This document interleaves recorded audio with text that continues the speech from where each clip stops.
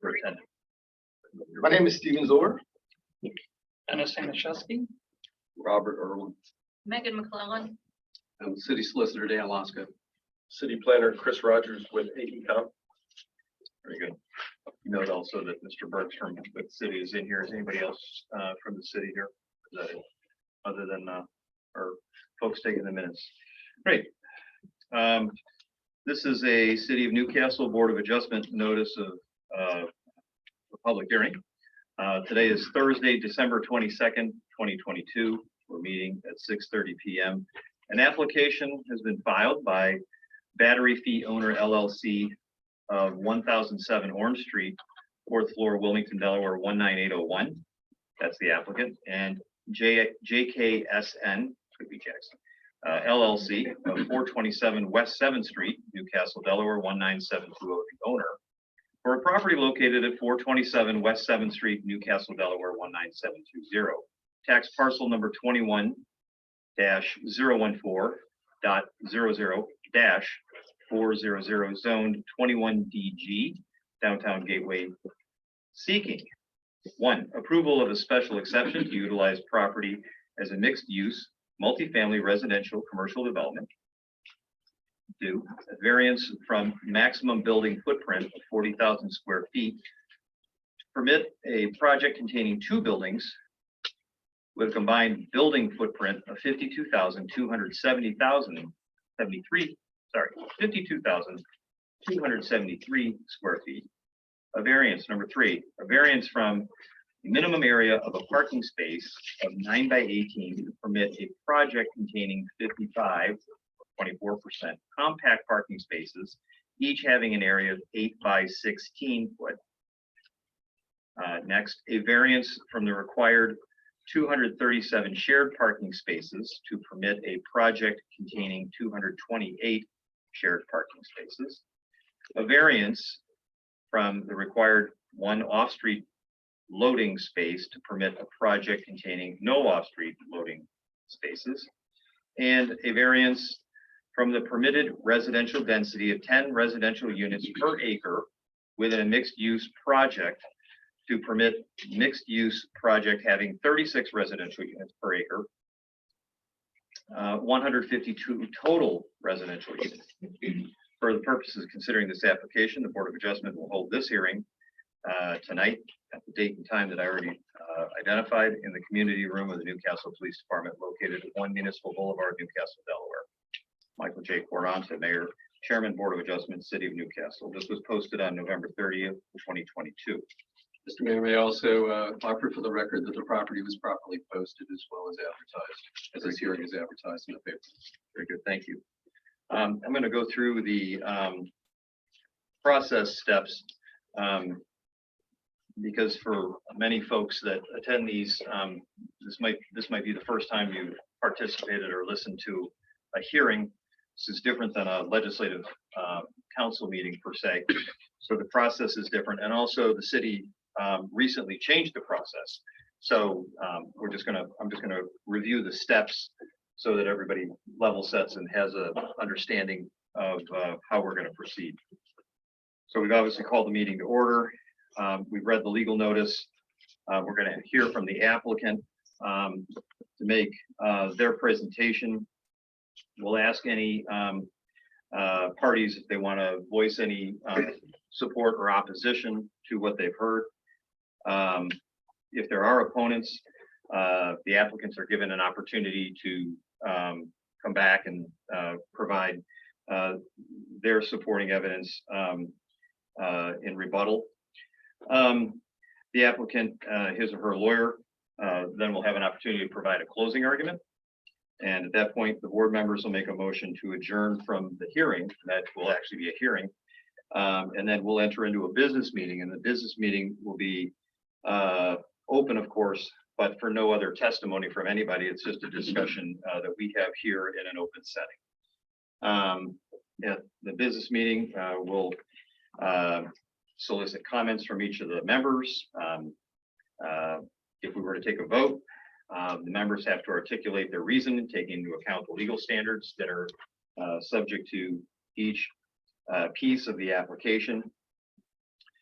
And after voting, stating the reasoning, a board member will make the motion, stating, let me start that again. After voting and stating the reasoning, we'll make a motion to adjourn the proceedings.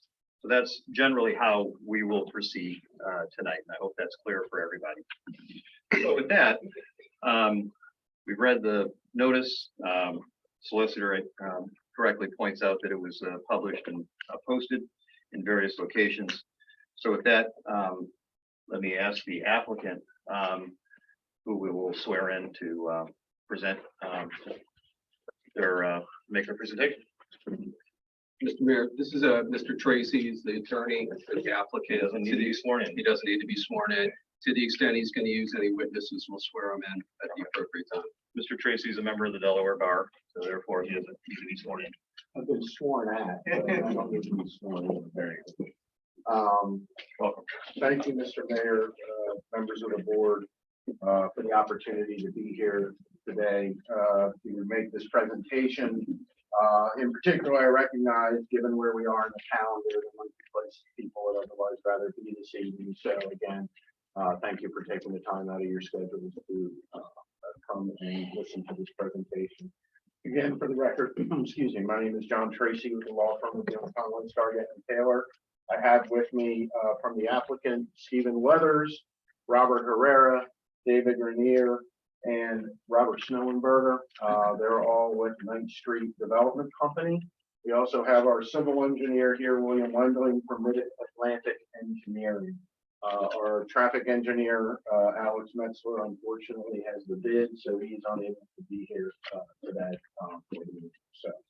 We're before you, as the mayor indicated, seeking a special exception and related variances for purposes of constructing a 4-story mixed-use project on this approximately 4.3 acre parcel of land. You can see down there what the property looks like currently. It's located in the 7th Street corridor, the southeastern portion of the city of Newcastle. As you can see on that picture in front of you, while the site was once used for auto sales and repair, it's currently largely paved with the exception of the existing 3,500 square foot liquor store that you see there. And then there on the right behind those vehicles is a Newcastle County pump station, which is technically on a different lot, but is accessed through these properties. As you can see from the site plan that is behind that picture, there are wetlands that are to the rear of the property. Those wetlands will largely be undisturbed by this project. And then to the east of those wetlands off screen, you get to the Delaware River. The site is bordered by a mix of industrial and high density residential uses, along with wetlands and other parklands that are exempt from development. Most of this area is zone DG, which is known as the Downtown Gateway District, the zoning classification that permits, with a special exception, the type of use that we are proposing here this evening. What I wanted to do to start with is read a few excerpts from the comp plan for the city of Newcastle, because we think that those are relevant to what we're proposing to you this evening. So on page 4, or chapter 4, page 38 of the comprehensive plan, this is in the land use section. It notes that the 7th Street corridor is currently a mix of commercial and non-residential lands, possessing dramatic vistas of the river. It's an area that joins the southern boundaries of the downtown area and Battery Park. While it is likely that the current land use pattern, which is more likely non-residential and industrial, in this area could continue indefinitely, the comp plan says it's easy to envision this area as a new residential neighborhood, extending the built form, character, and scale of the historic district southward. This area, the comp plan notes, could become a dynamic extension of the downtown. The Downtown Gateway District, which we are in, and it's my understanding was adopted in 2013, per page 41 of the comprehensive plan. It lists a number of aspirations or goals of what projects in the Downtown Gateway District would have, seeking to create a pedestrian-oriented neighborhood commercial district, while also presenting a gateway worthy of the city of Newcastle, enhancing the aesthetic appearance of the Downtown Gateway District, and improving the pedestrian environment along streets, parking lots, and other permitted areas. As I mentioned, This was a district that was adopted in 2013, and to my knowledge, we've had about one project that has been approved in the downtown Gateway district, one significant project since the adoption of this zoning category. Mr. Tracy. I just want to say for public consumption, and the comprehensive plan is on the city's website. So the pages that he referenced, the more the operative pages 38, 40, and 41. Basically, that's what he read from verbatim. So you can go look at that at your convenience. Thank you, Mr. Speaker. I didn't want to kill any more trees. I've already done here. The land use section also contains some goals and strategies on page 47 and 48. Among the goals is to seek to encourage mixed residential, retail, and office uses, and to incentivize private investment in Newcastle's remaining undeveloped parcels, brownfields, and redevelopment areas harmoniously with nearby land uses.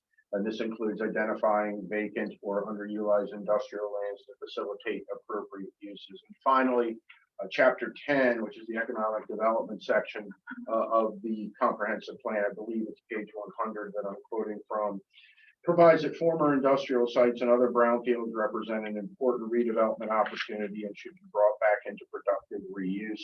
Such sites may be opportunities to provide new neighborhood retail and mixed-use development.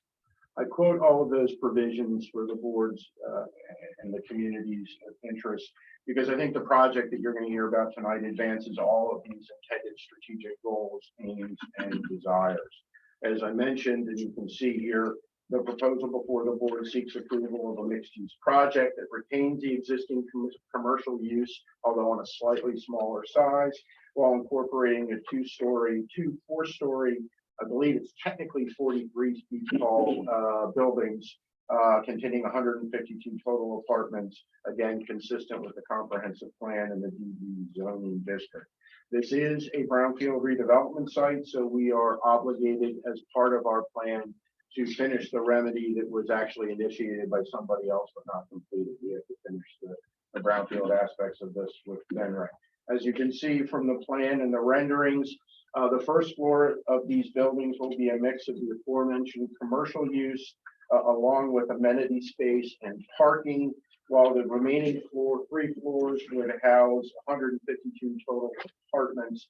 Those are broken down as follows: 3 studio apartments, 78 one-bedroom apartments, 64 two-bedroom apartments, and 7 3-bedroom apartments. The size of this parcel is on the larger size for the DG zoning district. In fact, you'll hear me talk about later. I think we identified 51 total properties in the zoning district, and 36 of them are less than an acre. So it's 4 acres plus. This is much on a larger size. That being said, we are staying within most of the bulk restrictions in the code without the need for zoning relief. Indeed, as you'll hear as I make the presentation, a lot of our zoning relief is triggered by the desire to maintain the mixed-use aspect of this project. And as noted previously, we're staying below the height limitation established in the district. 45 feet is the height. Our height will technically be 43 feet. As the plan shows, we are protecting the existing wetlands on the property to a higher degree than what's otherwise permitted by the nationwide permitting process with the Army Corps. Our intention is to place the wetland parcel onto a separately subdivided lot that will be owned by a preservation organization or other third-party steward.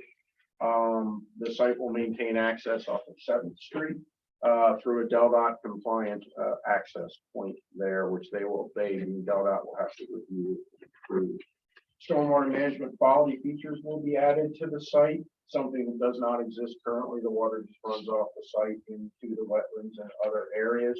And as you've seen from the architecture that Robert's holding over there, we're incorporating a mix of brick and other materials, non-materials in the historic district. We're also adding some subtle and modern finishes to these buildings. This type of project is nothing new for the 9th Street Development Company, which prides itself in investing and redeveloping distressed and problematic sites, bringing vibrancy to these areas. In fact, some of you may have seen an article in the News Journal within the last couple of weeks about the 9th Street Development Company and a project in Seaford, Delaware that they are redeveloping for what they call the mill, which is a common shared workspace area.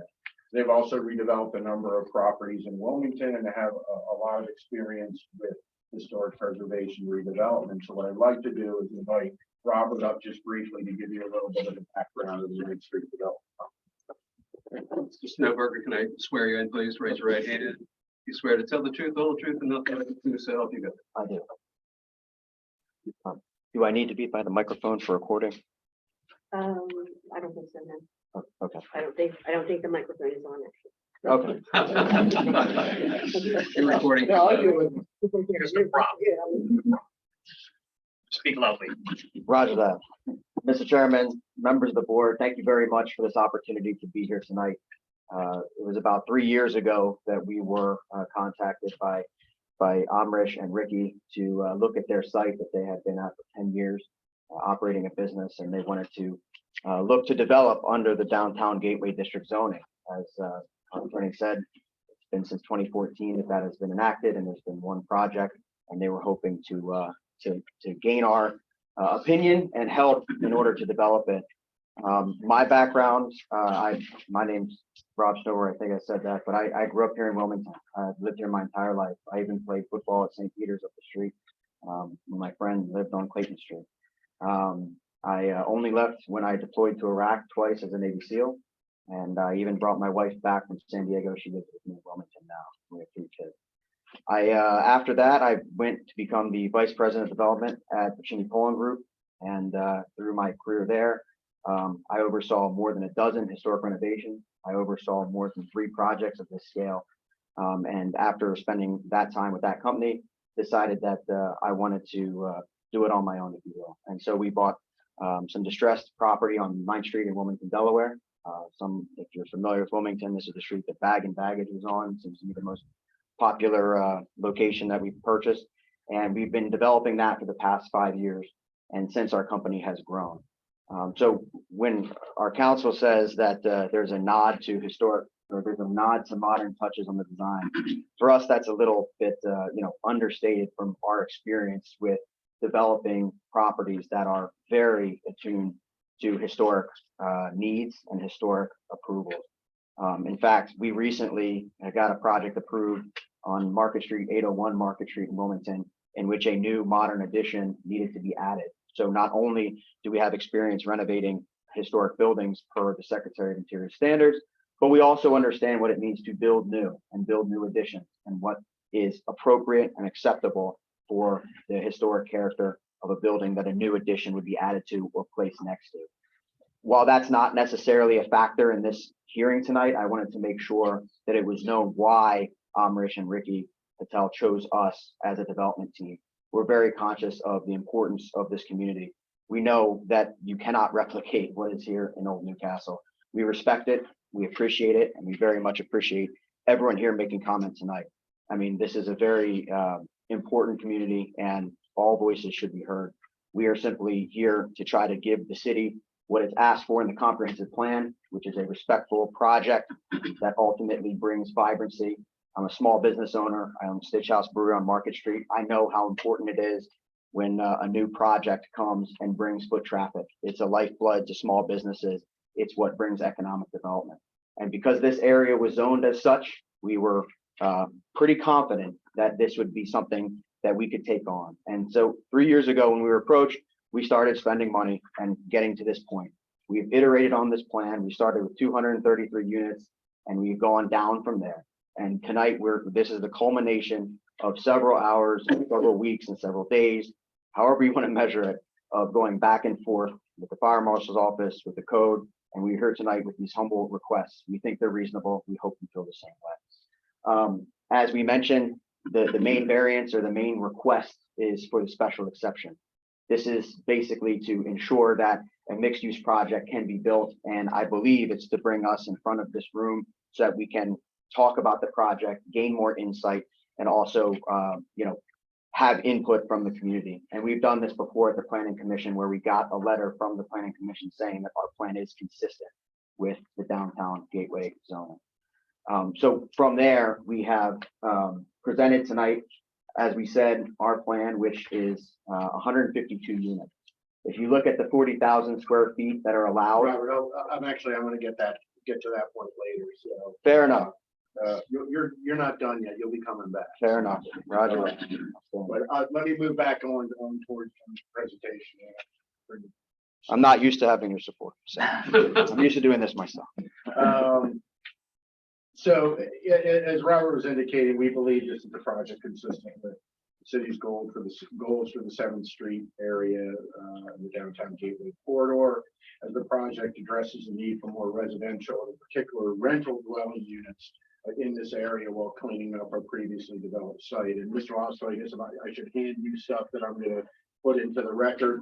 So one of these things, just for the record, is we had commissioned a market study to take a look at the need for residential units in this area, and that market study actually came back with a demonstrated deficiency of 600 new units being available for rent.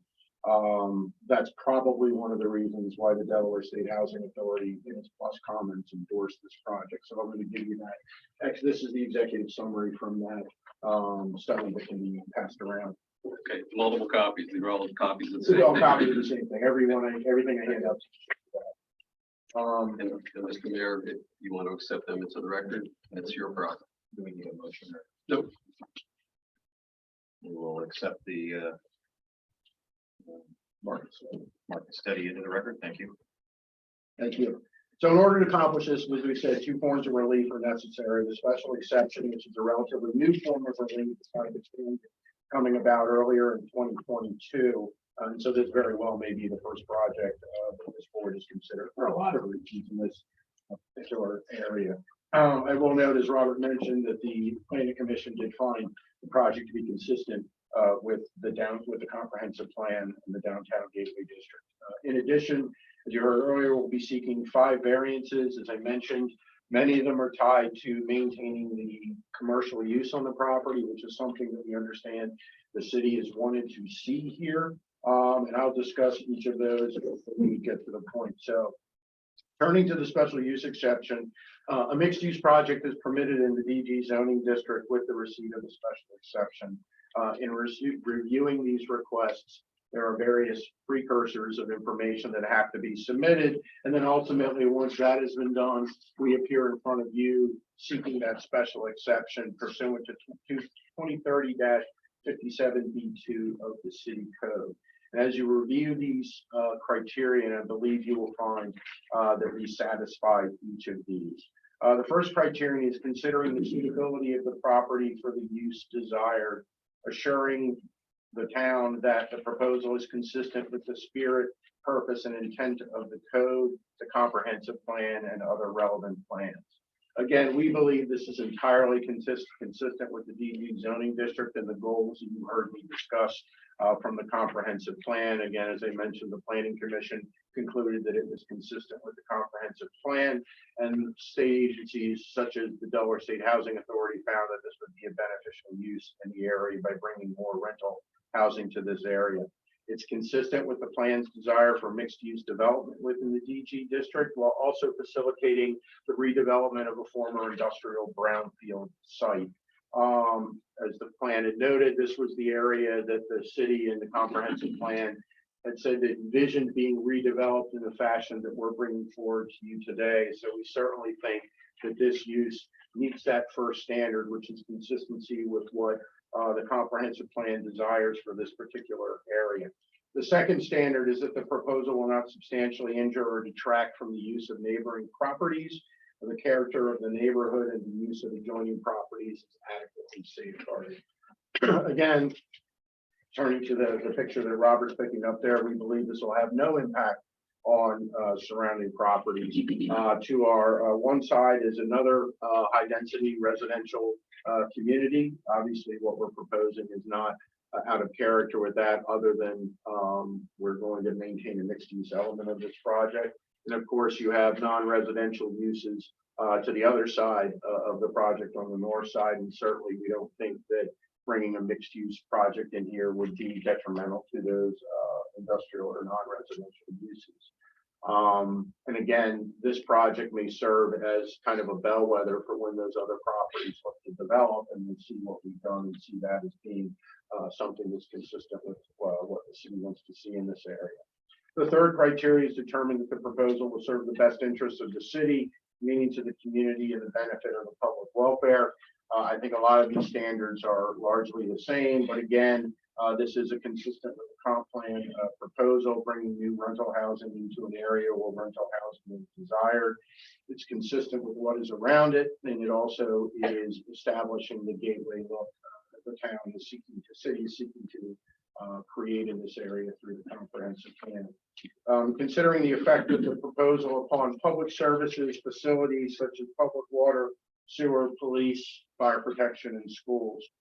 We are unaware of any negative impacts to any of these city services. We've been advised that sewer and water is available. We recognize the plans will ultimately have to be reviewed and approved by the fire marshal. And given the predominance of studio and single bedroom apartments, we believe that the project will generate little in the way of school children, while at the same time generating significant school tax monies. In fact, the state, when they talk about their voluntary school assessment fee, they basically use a rationale of 0.5 kids per home, 0.5 kids per house. They don't change that for apartments or anything else. And because I've been involved in some other projects, I've had this information, but I actually did find a study that indicates that the actual impact of apartments on school districts is about 0.1 kids per unit. And again, that's not something that is hard to fathom, Mr. Wasco, study. It's from Long Island, New York, looking at 14, I believe it's 14 multifamily housing projects and their impact on the school district. Without any objection.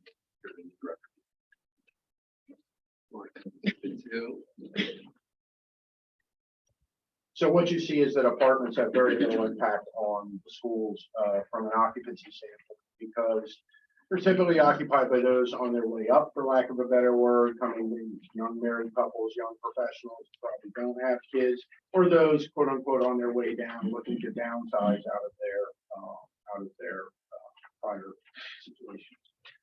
Neither of which typically generate any school building. So we don't believe there's going to be any impact on municipal services in this area. Considering the probable effect on highway traffic and pedestrian movements, and assure access and circulation arrangements in order to protect major roads from undue congestion and hazard. Per DELDOT, through the plus process that we had to go through, the project meets the standard for what's called an area-wide study fee, as opposed to performing a TIS. This would not exempt the project from making or contributing to any DELDOT required improvements. It just obviates the project from the need to conduct an actual study where DELDOT believes it already has sufficient information, combined with the project falling below a certain threshold for traffic generation, which this does. Now, that being said, in consultation with the city, we've examined the 7th Street and Washington Avenue intersection on a couple of occasions, conducting a TOA, traffic operational analysis, consistent with DELDOT's regulation. Each of these analyses concluded the functionality of the intersection will remain the same. Indeed, when updating the study with 2022 traffic counts, as opposed to 2021 traffic counts, the numbers actually decreased from what was observed the year before. The thought process, at least in our traffic engineer's opinion, is that this is likely reflecting the fact that the I-95 corridor project is completed and folks are now finding their old ways. Yes, sir. Only question about that is, was that study done during the pandemic when people were largely at home? No, there was an intersection analysis done in 2021, and then we re-looked at the intersection just a few weeks ago. The pandemic was obviously at its worst on the roads, and some people would say it's best, but during 2020, when everybody was trying to figure out what to do. But the numbers we used, I think, were September of 2021, and then earlier this month in 2022. As part of that, we also applied higher background traffic numbers to these counts. There's a background number that DelDOT or the city wants us to use. In this case, we use one that's probably more conservative than what DelDOT would require us to do. And again, as I mentioned, these show that the level of service will not degrade to a failing level.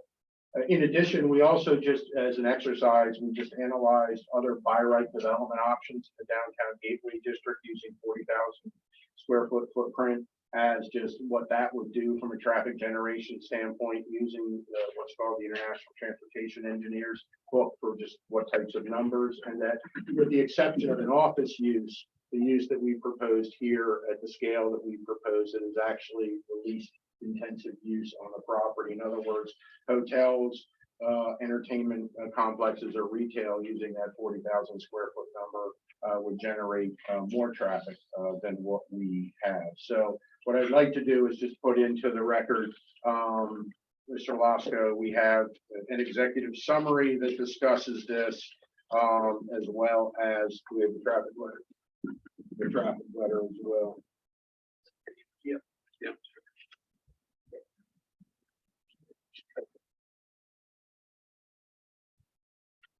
Objection to that in the record. Mr. Chairman, may I ask a question?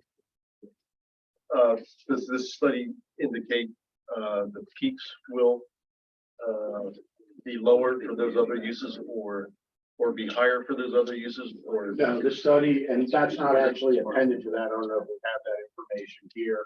Those other analysis were just average daily trips. There's total trips generated by the project. We didn't go look into a peak hour analysis. It was just literally an exercise of how many trips a project would generate.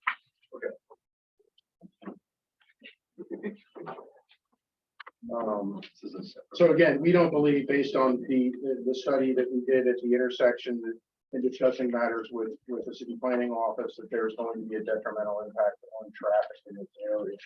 And lastly, it's guided by the boards to be guided, continue to be guided by the sound standards of subdivision or land development practice where applicable. Again, we believe this project meets this requirement. We are largely avoiding impacts to protected resources. We're allowed to disturb, I think it is up to about an acre of wetlands on the site with a core permit, and we're going to be disturbing about half an acre. That would be subject to a nationwide permit.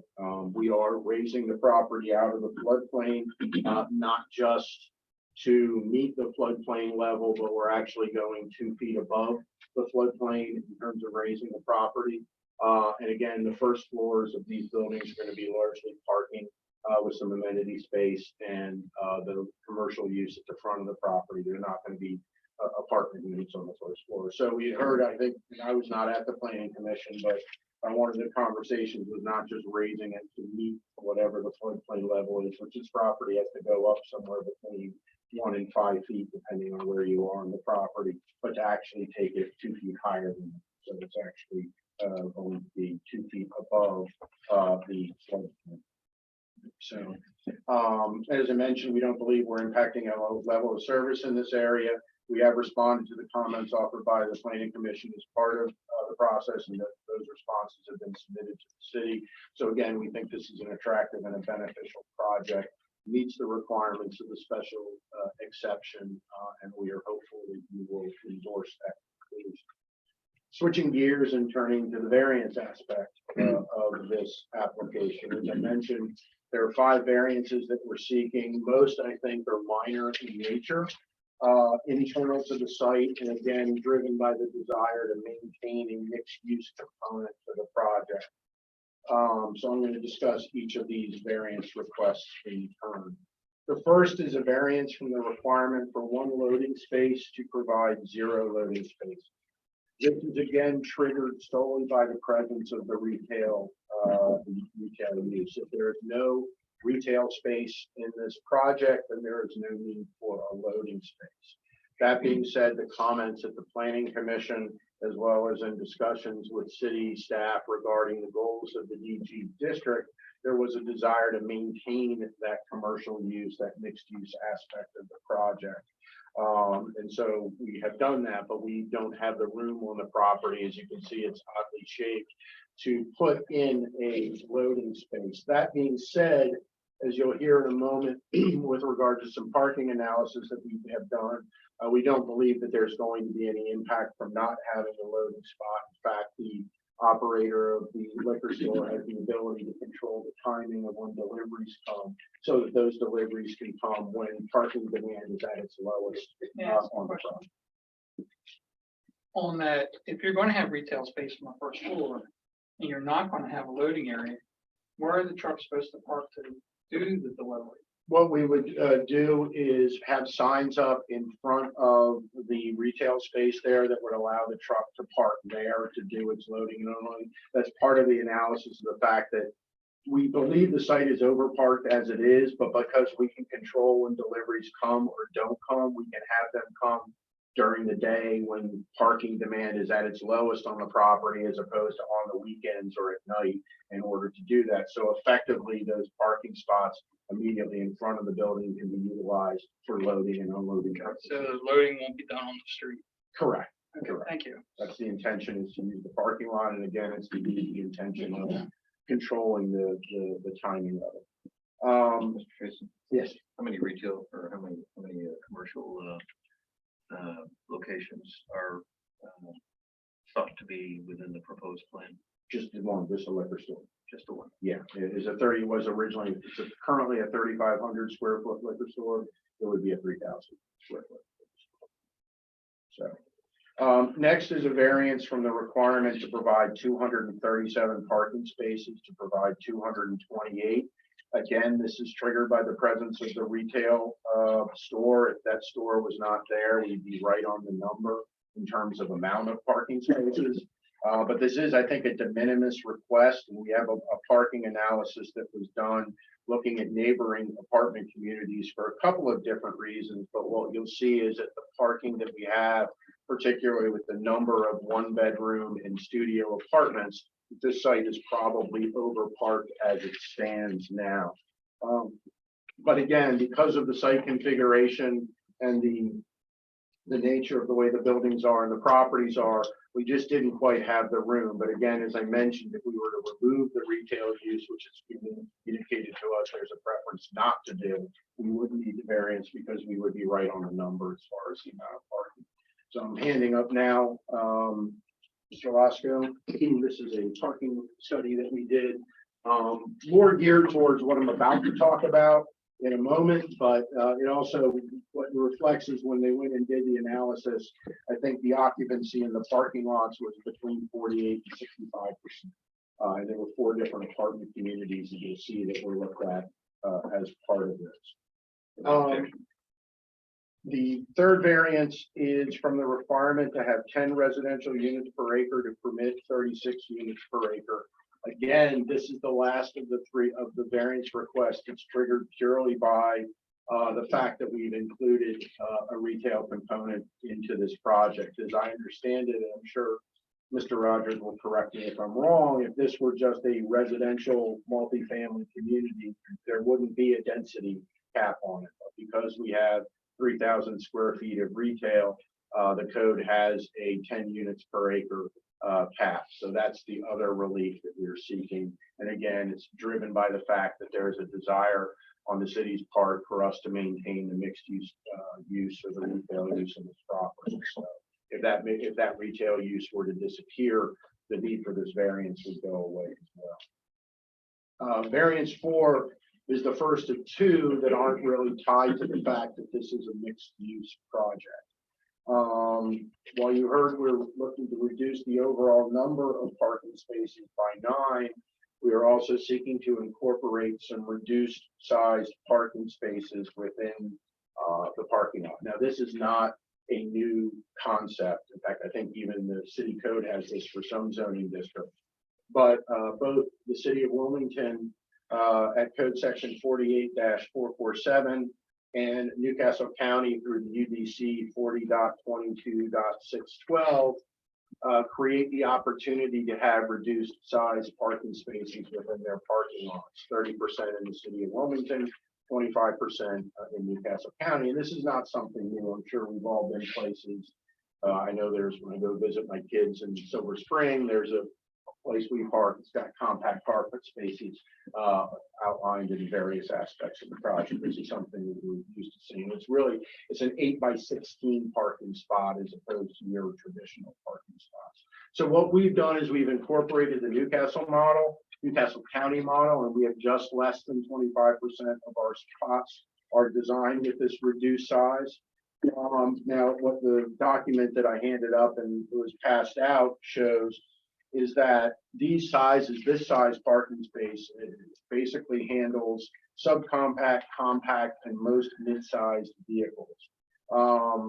What this means is that when the analysis was done, in addition to the fact that there were a number of parking spaces available in all of these communities, 45 to 55% of the vehicles that were observed in the parking community parking lots would fit in a compact, subcompact, or even mid-sized spot here.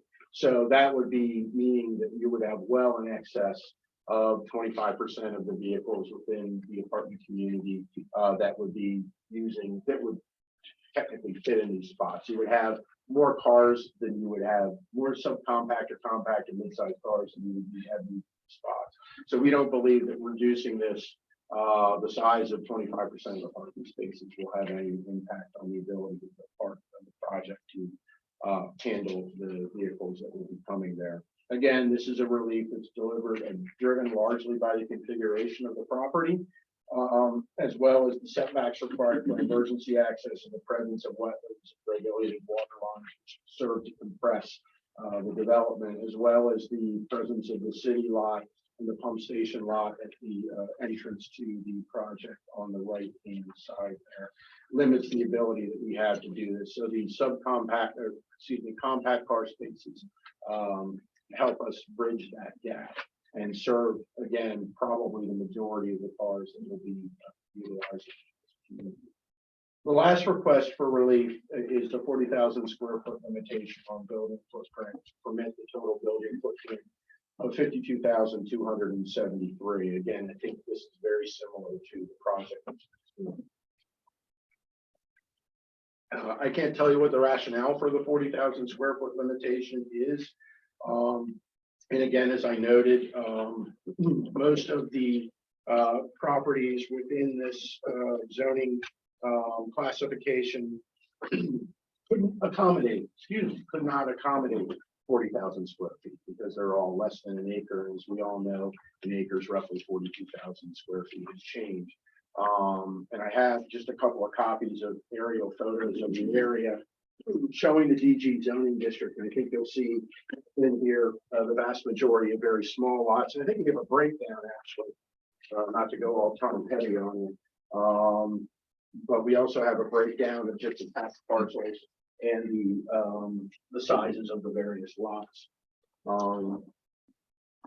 So again, we can accommodate the square footage on this property without the need for relief from the other bulk requirements of the code, because as you've heard, most of the variances that we're seeking are the result of the mixed use aspect of this project.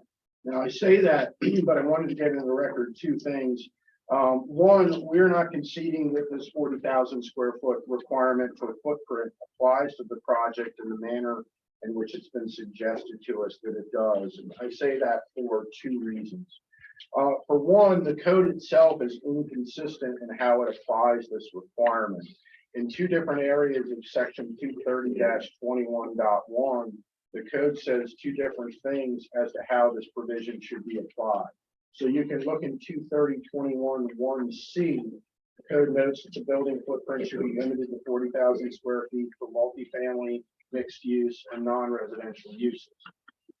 However, a few paragraphs later in the same section, paragraph F8, the code in providing the development standards for new construction of non-residential, mixed use, and multifamily uses includes the phrase that the maximum building footprint for non-residential buildings is 40,000 square feet. So that provision treats non-residential, mixed use, and multifamily separately, whereas the other section lumps it together. So you have an inconsistency in the code. And when you have inconsistencies in the code, there's an argument that, much like baseball, the tie goes to the runner. The landowner is the one who's the beneficiary if there is that confusion. So I raise that as one issue, and that for Mr. Lasco's usage is the Chase election. Mr. Lasko, was familiar with that inconsistency. There's a general concept in law that if the zoning regulation is inconsistent, it should be interpreted in favor of the free use of land. That's the concept that's widely adopted across the country and including in Delaware. I'm not necessarily conceding there's an inconsistency here. I'm sorry. Yeah, I'm not finding on that here. I think that's for the board to consider and decide. But the general statement of law is accurate. But let's get back to the point. The point, though, was exactly what Mr. Zor said as well. It either is consistent or it is inconsistent. I don't see it necessarily as inconsistent. That's my opinion. C1 says non-residential mixed or multifamily shouldn't exceed 40,000. F says maximum building for non-residential is 40,000. That is consistent with one another. It's just that C1 also adds mixed and multifamily as that having that same limitation. So I don't necessarily see it as inconsistent, maybe a little redundant. There's probably no need for that F8 provision since it's already covered in C1. Tracy, your response. I would just say to my response is you've got two different provisions talking about two different things. And that section where F8 falls at the beginning, it talks about development standards for residential, non-residential, and multifamily. And then at the bottom it says, or excuse me, mixed use, multifamily and non-residential. And then at the bottom, when it has the 40,000 square foot, which again appears earlier, as I said, for all three of the uses, it only applies that 40,000 square feet to the multifamily, not to, excuse me, to the non-residential, not to the multifamily. Still not getting it. I'm still not getting it. 40,000 feet is 40,000. Right. The question is there a limitation? The argument is there's a limitation just on non-residential use, or is there a limitation on all three of these? It's on all. I don't see the inconsistency. I'm sorry. Wanted to get it in the record. Okay. Secondly is there's again, I think a debate as to whether or not the limitation applies to collected square footage on the property or the individual buildings.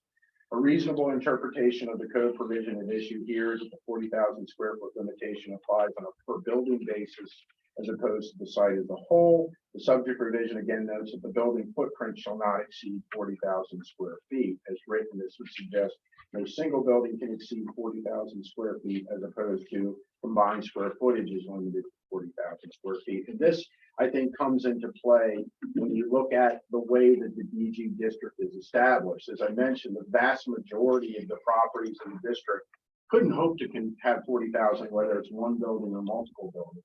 But on the other side, you have a number of larger properties, this one included, where 40,000, it could easily accommodate a lot more than 40,000 square feet. You've got 10-acre properties, 12-acre properties, 15-acre properties in the area. And when you impose that 40,000 square foot limitation on those properties, you find yourself with a heavily underutilized property. So that's why I'm making the argument. I think 40,000 makes sense from a per building standpoint because it allows the larger properties to be able to be developed and take advantage of the size of their property with additional uses.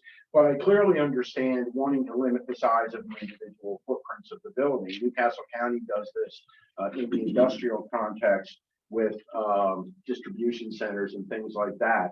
They have a cap while you can fit whatever square footage on the property that the property will allow. The size of the buildings are limited to 450,000 square feet. I'm not talking about that here, obviously. Why not just do 40,000 square feet? How's that? That's the third part I'm getting to. I got to put all the arguments into the record. So, but the idea here is that the 40,000 should be on as a per building limitation as opposed to a overall site limitation. But again, turning to the argument that I was going to make as well, which is even if you determine that relief is necessary from this provision, that either of the two provisions that I cited do not apply, we believe it is appropriate to grant it, because here that relief is tied directly to the feasibility of the development of the property. as due to the remediation of the site as a brownfield, its location within a floodplain, and the need to elevate the property above those base elevations, substantial and costly construction efforts have to be placed into the property before any building can be constructed. Absent an ability to reclaim these expenses, the project, or probably any project on this property, is not viable. Now, and I'll pass these cases up to Mr. Losco in a moment, but there are several cases examining Board of Adjustment decisions and arguments such as this, where the need for additional square footage is tied to the idea to make the project has to be viable in order to make it work, and that is a sufficient exceptional practical difficulty to support the award of a zoning variance. There are 4 cases actually, 2 of which I'm going to give to Mr. Losco.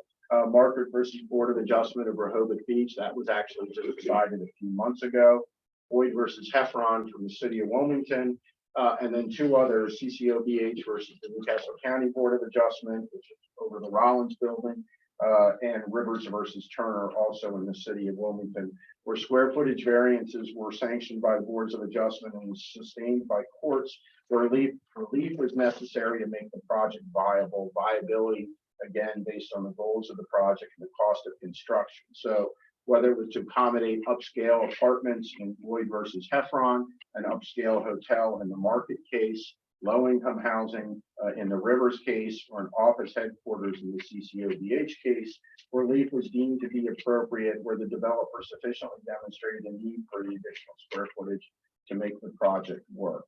Those cases speak typically of what's called floor area ratio, which is just a way to kind of calculate the maximum amount of square footage that can be built on a property. Here, the limitation is based on the footprint of the building, but they basically tie to the same thing because the footprint coupled with the height limitation puts the cap on what your square footage is. So what I'd like to do is have Robert again testify about those costs that I was alluding to and the impacts on these projects to make it viable. I think we have something to enter into the record as It's just case law. This is cost analysis. this is just the numbers behind. So as you can see, this site, and as we talked about before, it's in a wetland, or excuse me, it's in the floodplain, it needs to be lifted. This is the same exact procedure that had to happen next door for the garrison.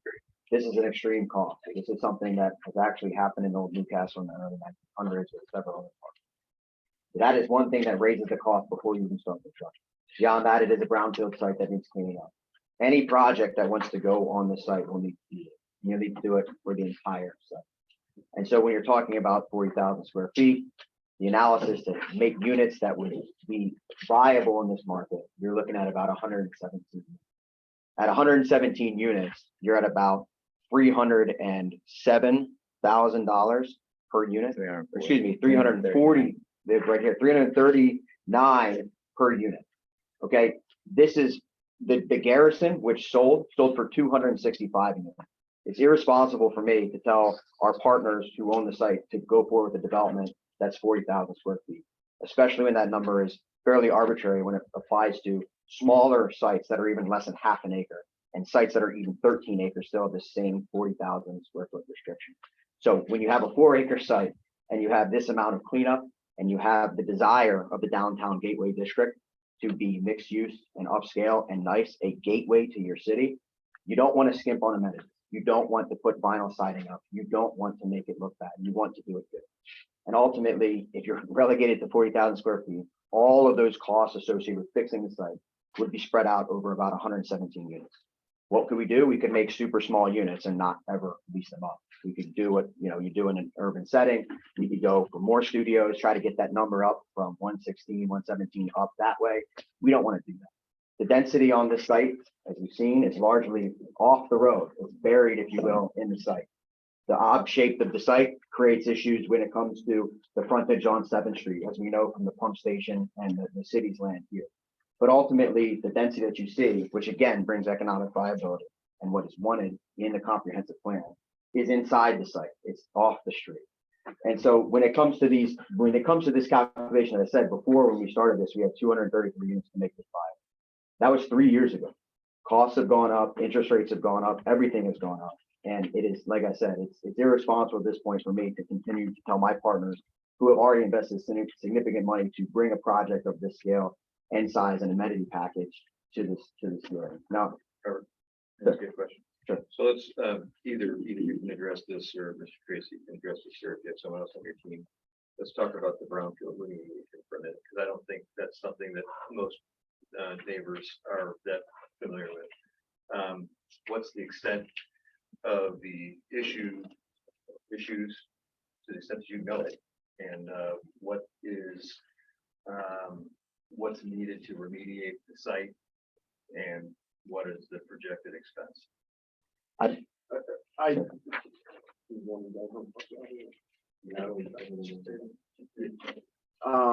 Basically, and we have, and I can provide you with the plan of remedial action. It's also on the DENREC website. Basically, this was something that was identified a number of years ago, and the property was previously in the brownfield program, but it didn't finish the process. So if we want to develop a property, we have to complete that process. It's about $150,000 plus or minus all in. It's basically maybe possibly hauling away some dirt and also capping the site, essentially. That's in there. Then there's other things, or environmental covenants and stuff. But it's to clean up an old, as it was said from behind me, dirty dirt that's on the property. And I don't know that necessarily that goes back to when it was a car dealership and auto repair, if it was something. So, but then when you're looking at this, and when you're talking about that square footage limitation, it's a one size fits all category.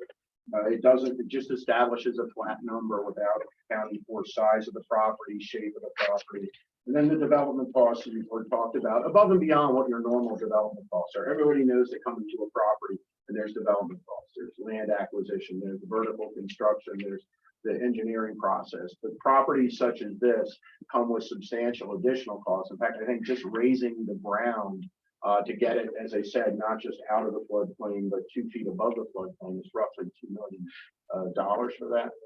Is a cost involved in terms of, and I think that's in the document that Steve has. Mr. Tracy, how does that factor in with flood insurance? flood insurance is achievable on the site by this, as is financing. This is something that when we talked about raising it 2 feet above the floodplain, this is a requirement of insurance carriers as well as many banks. When we talked about the technicality of the building height being 43 feet, the measurement starts at the floodplain, and we have 2 feet above the floodplain, and then we start. This is also an added expense that we haven't even really talked about. Fitting within 43 feet, this many stories to stay within that height restriction, which is very important to us. As I said again, we understand the historic makeup and the importance of the height restriction. We could have asked for an alleviation of the height restriction to go up and get more units that way. We don't want to do that. And so what we have to do, instead of having a normal 2-foot truss, we have to go to a 1-foot truss to be able to fit those. Those are non-standard, those are more expensive, they're stronger metal. And so those are the other things that we have had to do, again, over the course of 3 years designing this project to fit it in the site and be affordable as a project. So, you know, there's other, you know, especially when it comes to the wetland restrictions and all that, this is a project that has been blessed by financing, insurance, and anything that would actually look at a project as viable. And this is, you know, the culmination of that. Robert, can I ask you another question real quick, just for the benefit of everybody? A lot of confusion because words are used in many different debates around the community about wetlands, watershed, filling in this, developing it here.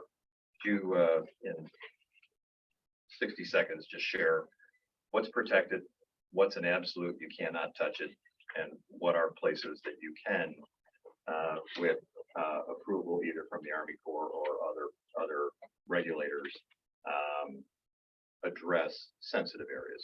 Absolutely. We can bring up Brian. Oh, sure. Well, that'll be great. He's got the correct initials after his name. Mr. Alaska. Yes, sir. Your name, please. William Edwin, W-E-N-D-L-I-N-G. Raise your right hand, please. You swear to tell the truth, the whole truth, and nothing but the truth. So help you God.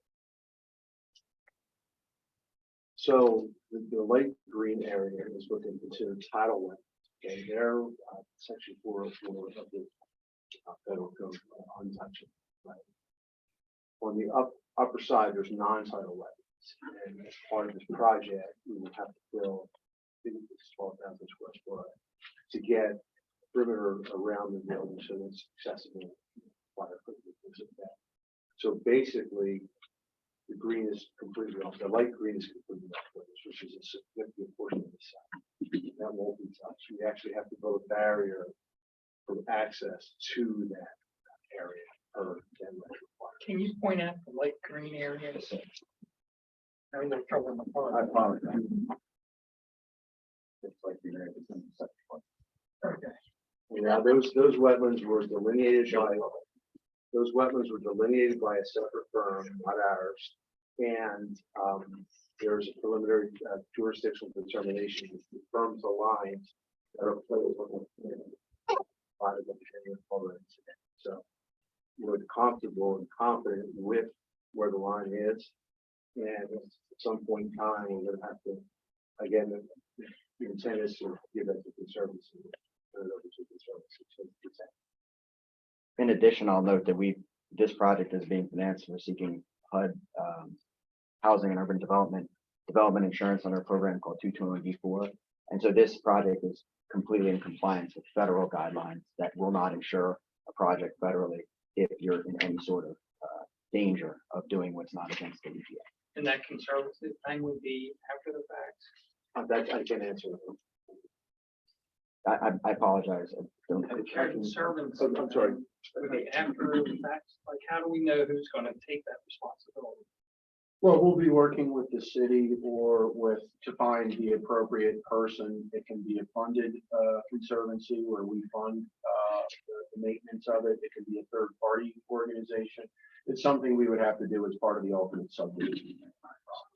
Thank you. But the intention is, we had explored what typically happens in like Newcastle County, for instance, where you create a separate corporation that owns it and fund it so it can maintain them. I don't believe at the end of the day, there's going to be a lot of maintenance obligations here, but we got some initial feedback that that's not something that folks are necessarily thrilled as a potential option. So we're looking at the other options that we would have to do it. And part of that again is we have to subdivide it off as part of the HUD process and the federal process. Those wetlands can't be on the property with the development. Thank you. Let me just turn. Sure, may I ask a question? Are you saying that you would do that prior to receiving final site plan approval, or are you just saying that you will do that, you will work towards that goal after site plan and subdivision approval? Well, I mean, I think we'd like to get it done as quickly as possible. Our intention would be to try to do it during site plan or subdivision approval process, but that takes two to tango.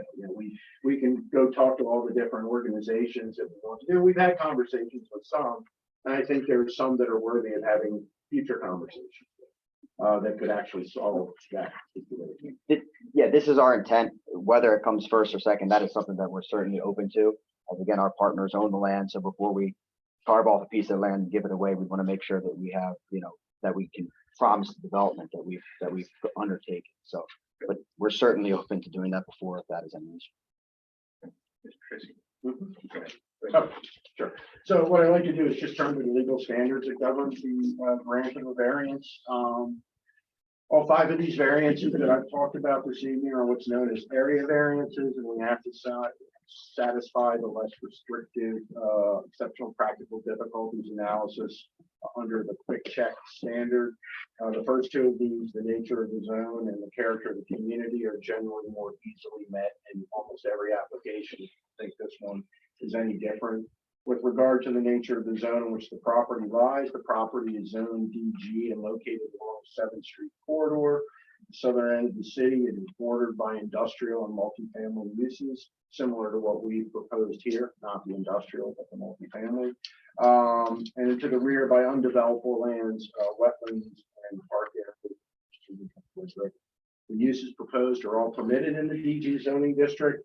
Indeed, the redevelopment of these properties, as you heard me talk about earlier, is something that's encouraged by the DG district and the comprehensive plan to convert these former non-residential or industrial sites to a more productive mixed use. So we think that this project fits comfortably within those goals. The remaining criterion are the balance of the harm between the impact of the public if the variances are approved and the impact to the applicant if the variances are denied. We don't believe there's any significant negative impact, if any negative impact to the public if this is approved. Again, you've heard me talk ad nauseum this evening about the benefits that this project brings in terms of meeting the goals of the comprehensive plan, fulfilling the obligation to complete a brownfield cleanup of the property and to bring a desired use to this area. Again, it's retaining the mixed use component at the urging of the city to keep it in here. As you heard me talk about, 3 of the 5 variances we talked about tonight are all specifically triggered to maintain that mixed use. With a couple of the other 2 variances with regard to the parking space size, this is a variance that's internal to the property, and the evidence I think clearly shows that it would have no negative impact on the property or the project or the surrounding community. Having 25% of our parking spaces be reduced vehicle parking spaces is not something that's going to cause any burden, as you heard and saw in our analysis. That in looking at nearby apartment communities, that the number of subcompact, compact, mid-sized cars in those parking lots were far greater than the 25% of reduced parking spaces that we're providing, so it would not be any impact on the ability to park in this area. And again, as you heard, given what we're next to and the fact that we're trying to maintain compliance with the 45-foot height limitation with most of the bulk standards, we don't think there's a harm to the community here with the building, with a project that meets these goals and stays within those limitations. As to the negative impact for the applicant and the city, if this was denied, as you heard Robert talk about, all of these costs that are sunk into this property to get to the point where you actually develop it are the type of costs that anybody developing this property would likely need to confront. And in order to afford to do those things, to clean the property up, to raise it out of the floodplain and put it back to productive use, you need to get the density in order to justify the project.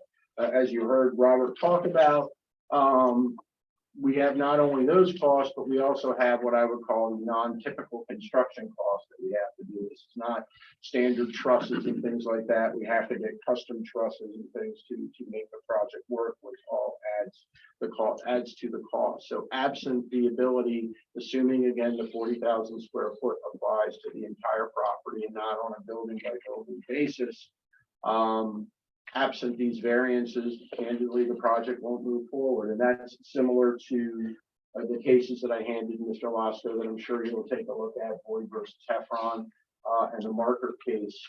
Both had similar arguments being made that the board found is reasonable for purposes of justifying the variance, and the court ultimately sustaining in each instance for justifying the variance. So we're following attack an exceptional practical difficulty that is recognized by both boards of adjustment and the Delaware courts as supportive of the variance in order to achieve, again, the 52,000 square feet of building footprint that we're proposing here. So we are asking you to look favorably upon this request, and we'll be happy to answer the question.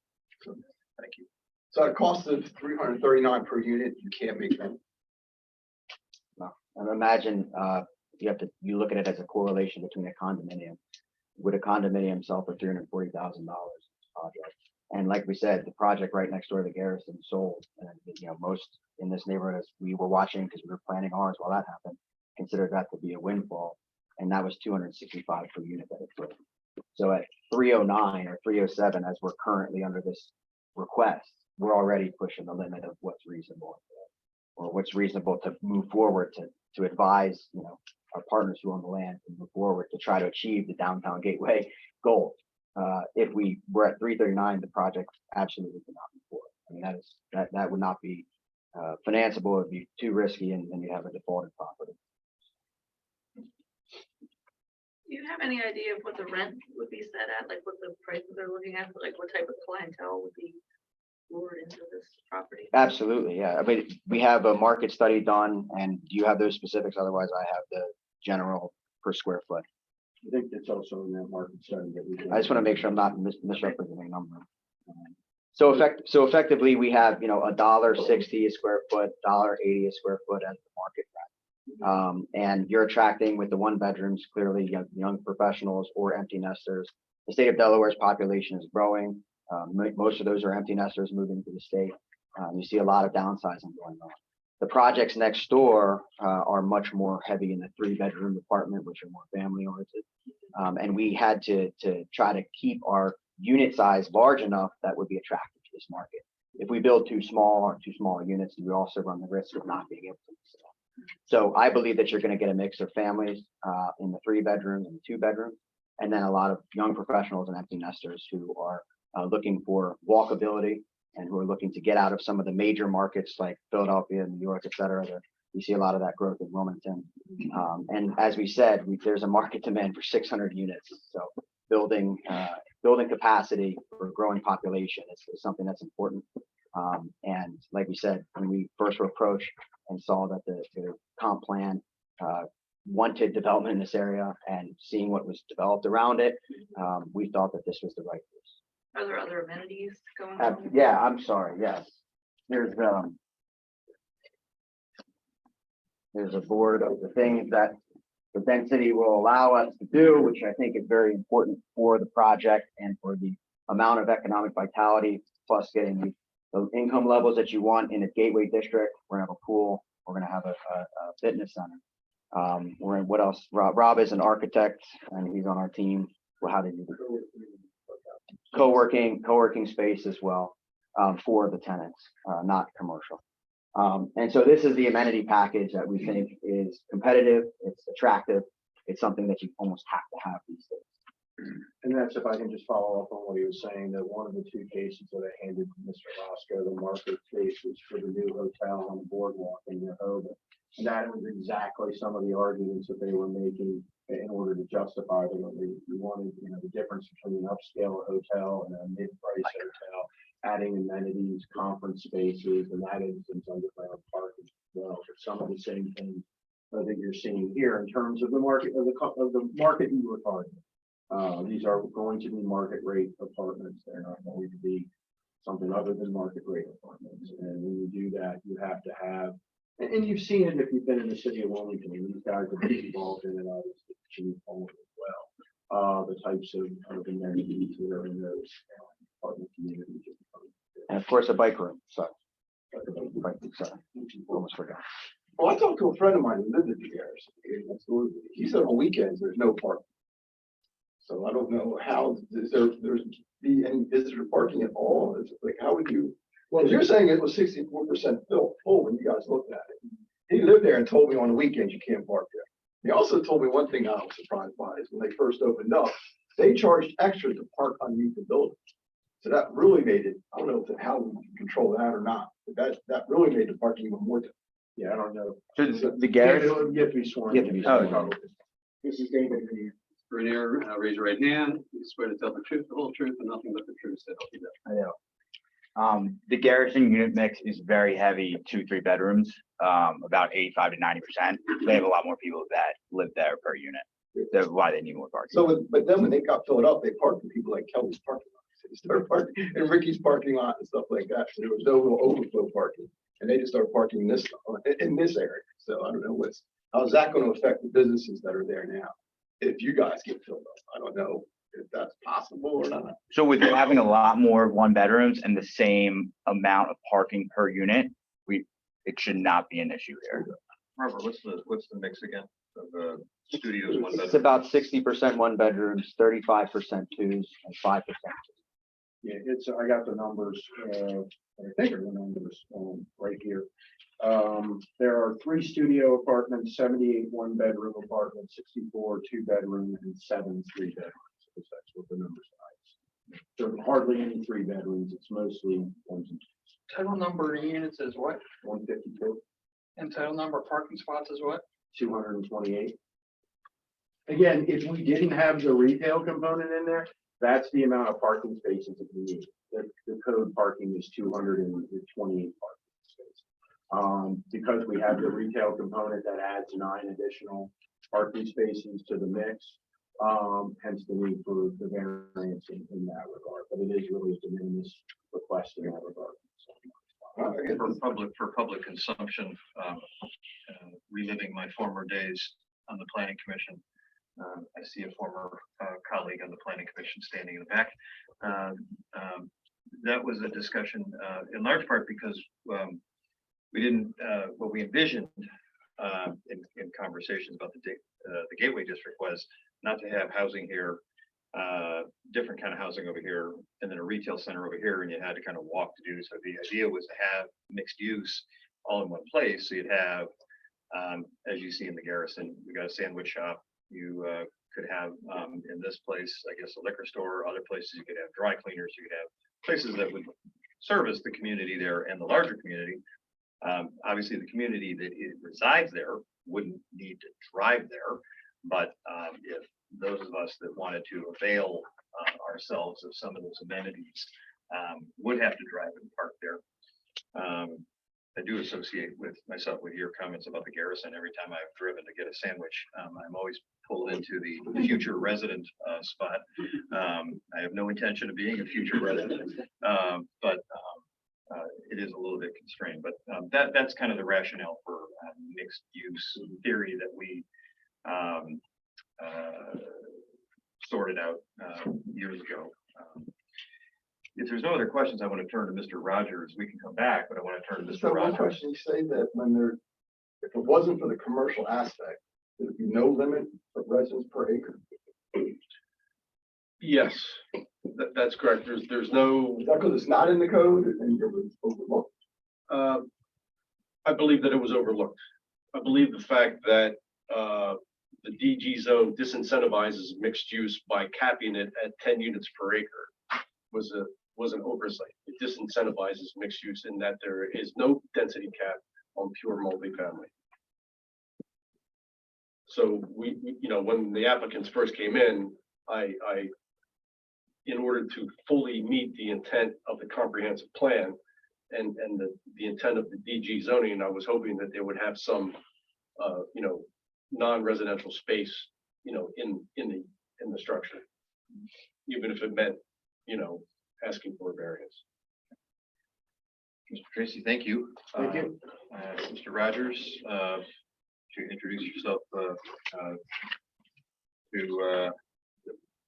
those in attendance and share perspectives from city planner perspective. Mr. Lasko is going to correct me. I was just asking if you Mr. Rogers will make recommendations, of course, per ordinance, but public comment is also appropriate too. So I guess my question was, did you simply want to ask Mr. Rogers questions before you went to? I'd like to hear Mr. Rogers' commentary first. Invite the board members to ask any questions and then go to public comment and let the public comment on everything they've heard and then ask the applicants to respond to anything that they've heard. Just want to make sure you weren't skipping public comment. Do you think I'd make it out of the room? Mr. Rogers. Thank you, Mr. Chairman. Again, I'm Chris Rogers with AECom. I'm a certified planner. I act as the city planner. I've been in the business for about 35 years and professional planner for about 25 years. Our company was involved in the 2009 comprehensive plan that first created the concept of the DG district. And we were also involved in the codification of that comprehensive plan recommendation that created the DG zone. So in general, you know, we are in favor of this proposed development and the granting of the special exception. We'll get to the variances in a second. The only concern that I have is that we ran out of time in vetting the traffic data that the applicant provided. It was provided about a week ago. We asked for some revisions. It was provided again this week. And we just ran out of time with my traffic engineer in confirming the information that Mr. Tracy stated and the information that's in the record regarding the operations of, and specifically what I'm talking about is traffic data as it relates to the operations of the West 7th Street and Washington Street intersection. So the applicant is saying that it's going to continue to operate, that it currently operates at an acceptable level of service and it will continue to operate at an acceptable level of service. And a level of service is the traffic engineering world's criteria for judging how an intersection operates.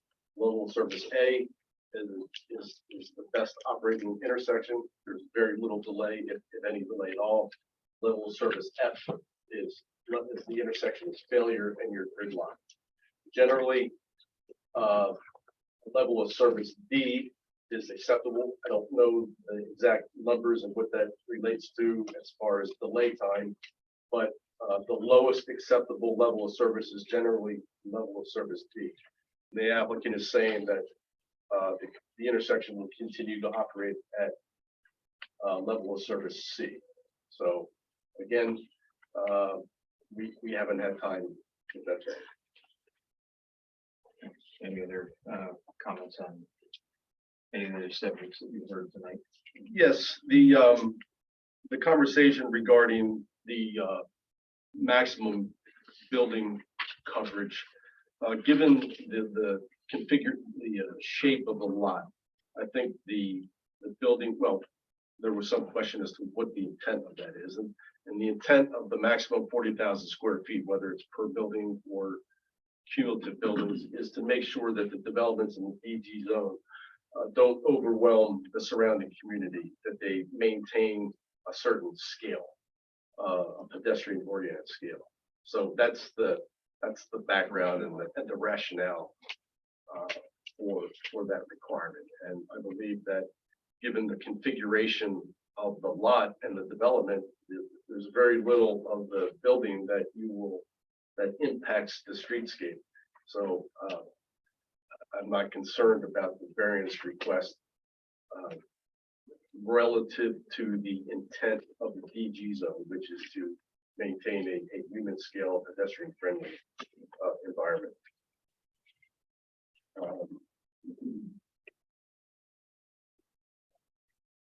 I really don't have any other issues with the requested variances. My only concern about the application as a whole is our inability to fully vet the traffic data. Any questions for Mr. Rogers at this moment? How long would it take to vet that traffic information? Holidays aside, it would have taken a few more days. Would this be something that you think we should look at before we make any kind of decisions? That's the question. Do we continue this application until we have a chance to fully vet that? Or do you want to condition some approval on us vetting it after approval as a condition and getting this out and assuring that it's a satisfactory level of service? One thing that I neglected to mention, Mr. Chairman, is that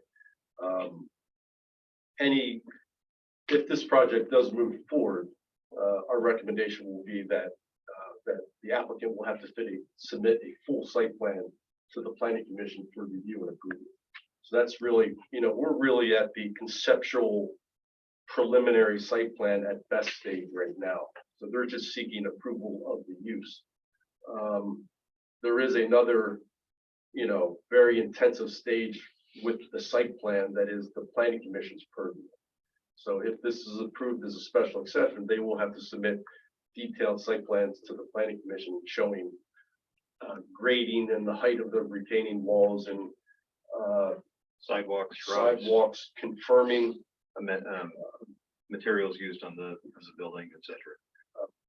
Another thing I didn't mention, the DG zone is the most prescriptive zone when it comes to architectural design guidelines. People who live in the historic area might find it rather remarkable. Believe it or not, that is the case. So the DG zone is very prescriptive when it comes to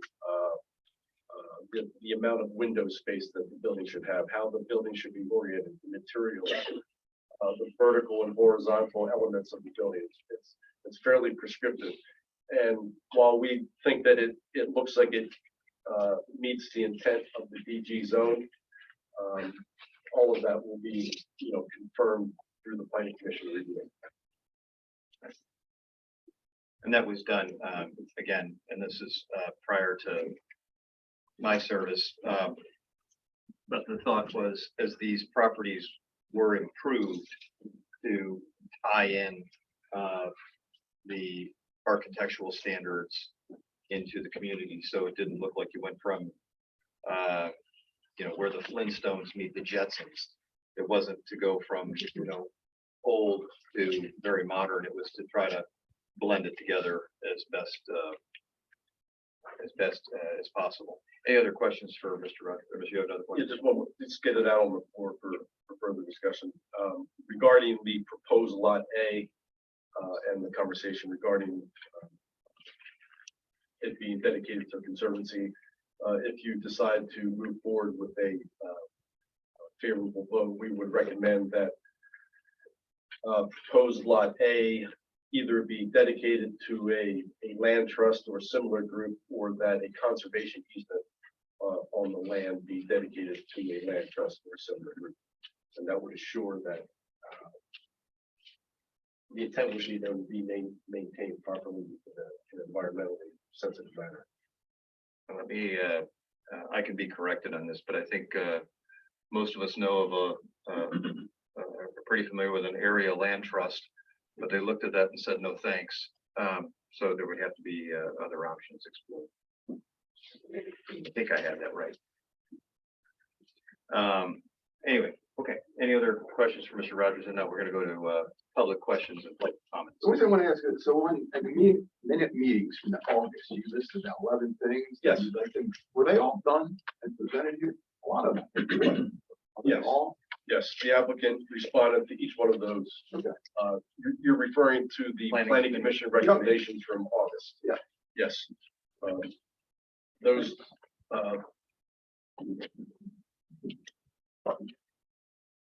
Yes, would you like me to go over them or? No, One second, Mr. Tracy, do you have a comment about that? no, I was saying we had responded, and I think the response letter is in the record. I just didn't go through all. Okay, that's fine. Mr. Rogers. So the planning commission stated that the proposed development is consistent with the comprehensive plan, and they recommended that the applicant provide the following prior to proceeding to the Board of Adjustment. Submit plans to Plus and address Plus comments. Plus is the preliminary land use service. It's a body of state agencies that, per state code, this entity meets monthly, and the purpose is for all of the state agencies to get together and comment on developments of a certain size. Have to go to Plus. And the intent is that all the state agencies are in one room, and it assists the local government who has the land use authority, that's us, in reviewing land development applications. And that includes DENREC, that includes DELDOT, state planning. State housing, state historic preservation office, Fire marshal. NEMA, Fire marshal. Right. and Office of State Planning and Coordination. So Plus did comment on this, Yes, and they said, so there was a host of comments. no, but what was, did they have a net, was there a recommendation? Or just No, more to-dos? More, there's Plus, there's a lot of shells that are part of the normal development process. The DELDOT will state what has to be done in order to get an entrance permit, and DENREC will state what needs to be done in order to get a wetlands permit, and a lot of the comments are part of the routine development process. As the applicant stated, they never really say negative or positive things about a project, except in this case, the representative from the Delaware State Housing Authority was in favor of the project because it provided, multifamily housing, market rate housing. Mr. Tracy, you have a comment? Yeah, just to add on to that, Mr. Rogers is correct. Some agencies voice support, most just give you comments. The Office of State Planning also does look at what investment level that the project is in. And the part that we're developing is in investment level 1, which they note reflects areas that are already developed in urban or suburban fashion where infrastructure is existing or readily available, and where future redevelopment or infill projects are expected and encouraged by state policy. Development in level 1 is consistent with the 2020 state strategies, and therefore the Office of State Planning has no objection to this site plan provided it meets the city. Roger, back to you. The second recommendation regarding information to be submitted before coming here to the Board of Adjustment was to provide elevation and floodplain data specific to the proposed development for end of century sea level rise projection as established in the 2018 vulnerability assessment. That information was provided, as Mr.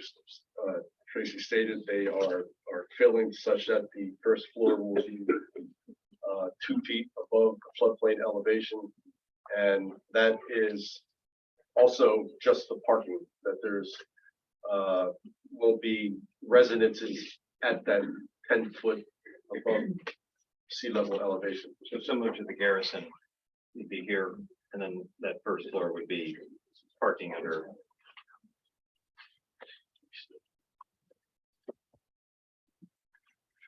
Did I get that right? Yes. So you're raising the ground, then you're building here, but that first floor in large part is your retail space, but then also parking. Then the Yes. first residences would be technically on the second level. Yes. And that first floor is 2 feet above the floodplain elevation. Say that again. That first floor, Right. parking. Right. And retail is 2 feet above the floodplain elevation.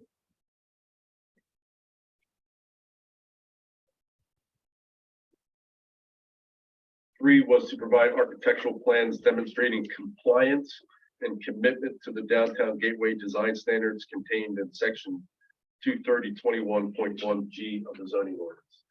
They provided those elevations and they provided more of a description of how the windows and the vertical and horizontal articulation of the building fits the DG zone design standards. All of that will be verified during the site plan process by the planning commission with more detailed plans if this project moves forward. Prepare a traffic impact study for review by DelDOT and the city engineer. A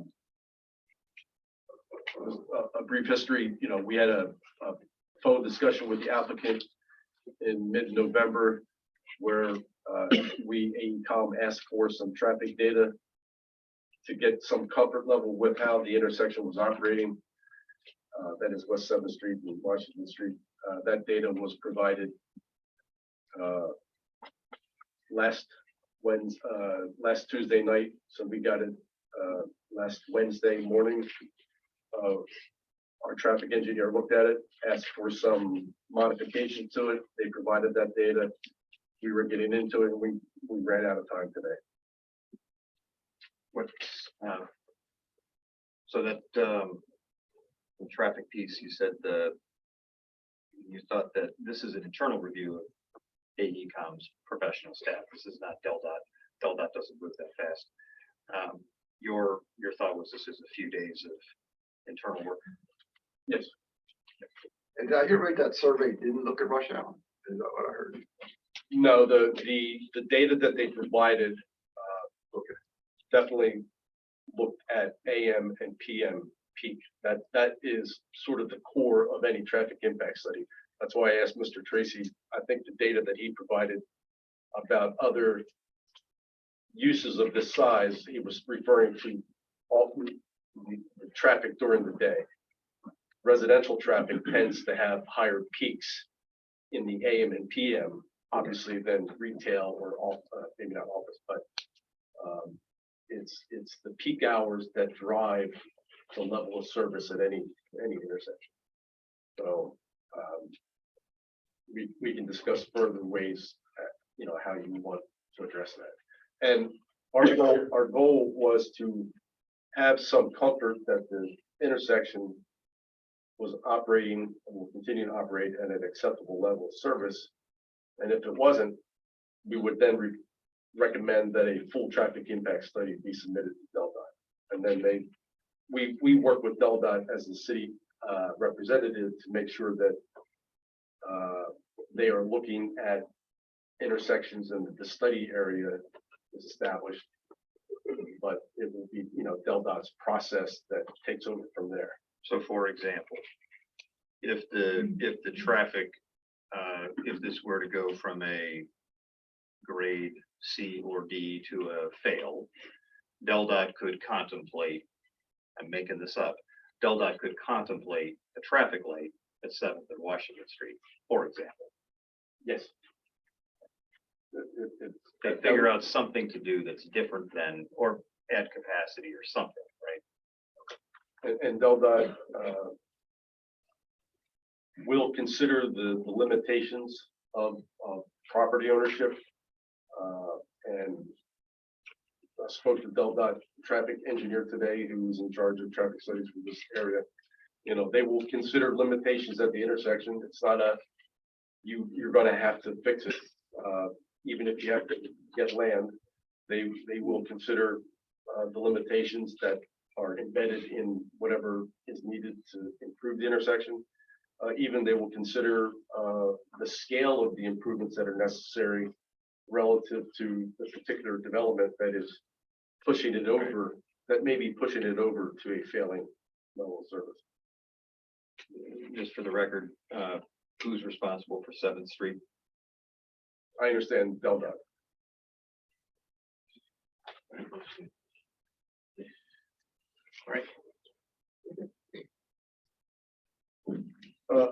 Fifth was to obtain comments from Newcastle County regarding the proximity to the existing sewage pump station. There's an email in the record from Regis. I forget Regis's last name. Yursich from the county stating that they do not typically they have a lot of pump stations near residential structures. They usually don't have odor complaints. They don't typically put odor control devices at the pump stations, and I felt Regis is head of operations at Newcastle County Sewer. 6, obtain feedback from the city attorney and/or city council regarding the extinguishment of the easement on the property. Quickly, there is a recorded easement that was a condition of a subdivision approved by the city some years ago that establishes cross-access easements for utilities and access between the parcels that were subdivided, and this property is part of that subdivision. So those easements per the subdivision plan can only be extinguished by city council. And I believe that the intent of those easements is to make sure that when one property when they were subdivided, that in the event that there were utilities that crossed lot lines as a result of the lots being subdivided, and access was needed to get from one lot to another, that there was a blanket easement on the property. As a result of this development, that easement will no longer be needed. But there will have to be an extinguishing of that easement by city council. And if this moves forward, that could be a condition of an easy condition of site plan approval. Put into local terms, if I think Dennis, you live in Van Dyke Village, right? Correct. So is Mr. Flat. If you're familiar with the neighborhood, a lot of utilities are in the back, so there's easements in the back, which has created some challenges for with growth of trees, power lines, other utilities. And actually, there's a project that's nearing completion to remove some of that and bring that forward, so it's easier to maintain. Not surprisingly, for most people in the room, boy, those fence lines have kind of gone back further and further. The sheds are back there, and so it's a bit of a interesting hodgepodge. So getting that clear early is helpful. Number 7 was to obtain comments from the city fire marshal. Mr. Bergstrom's in the room. It's my understanding that the applicant has been working with Mr. Bergstrom in creating the plan that we have before us. It'll also have to be finally vetted during the site plan process. We just wanted to make sure that at this level, there wasn't anything overtly, preventing, safe access to the building from the fire marshal's standpoint. Provide additional information regarding the nature and purpose of the non-structural retaining wall. They've done that. There's some photos of the riprap type baskets. It was just a question I have. I want a little bit more information. We've received that. We're satisfied that with the type of structure that they're proposing. Again, details will be confirmed during the site plan. Confirmation on the methodology used to measure building height. They provided that and confirmed that the building will be less than the 45 feet maximum. That will be confirmed as part of the site plan process. And obtain feedback from the city and or city council regarding proposed lots A and B.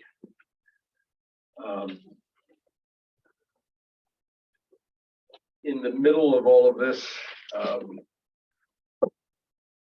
there is a lot. There is a lot that is owned by the city.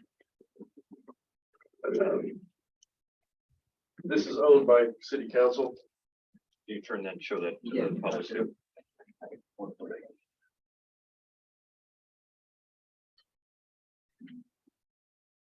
As a result of this project, it looks to me that the sewage access to the sewage pump station will have to be across the city's property now. So, before final site plan approval, they will have to work out access to the pump station.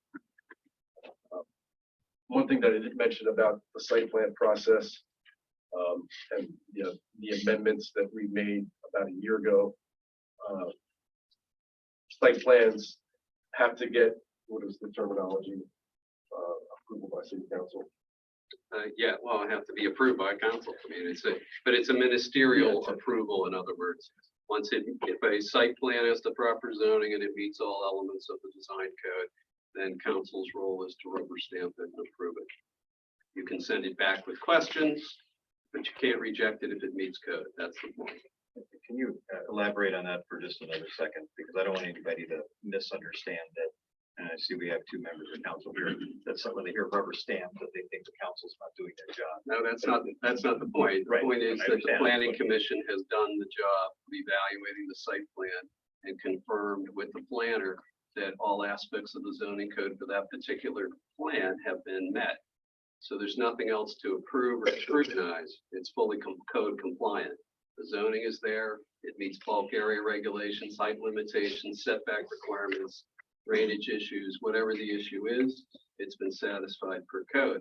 So that when it comes to council, there's no further issue other than questions you may have about how decisions were made or how conclusions were arrived at. You can send those back to the planning commission with your questions, but a fully code compliant plan ultimately has to be approved. But I do want to point out one thing, since I have the floor for a moment here. This item 10 on the plus review comment is really discussing the wetlands that would be a separate parcel. That's the parcel A and B. It's not the pump station really that they're referring to there. And the concern I had on that was voiced to the applicant was that it would be a random landlocked, unusable parcel that would fall into neglect, Phragmites, whatever. No taxes would be paid on it. It becomes this problem child that the city ends up having to maintain. This is why the applicant's talking about donating it to a conservation group that would maintain it in an appropriate fashion. Mr. Rogers. Last comment from the planning commission, last recommendation was to provide information regarding the nature of filling and wetlands impact. The applicant has provided information, provided the wetlands report and the jurisdictional determination from the Board of Engineers confirming their wetland delineation, and they're on record with the amount of fill and disturbance that is necessary in order for this development to occur. As part of the site plan process, before granting final approval, the planning commission will ensure that all of the necessary permits from those agencies will be in place before city council is asked to give its final blessing. Any other questions, Mr. Rogers? All right.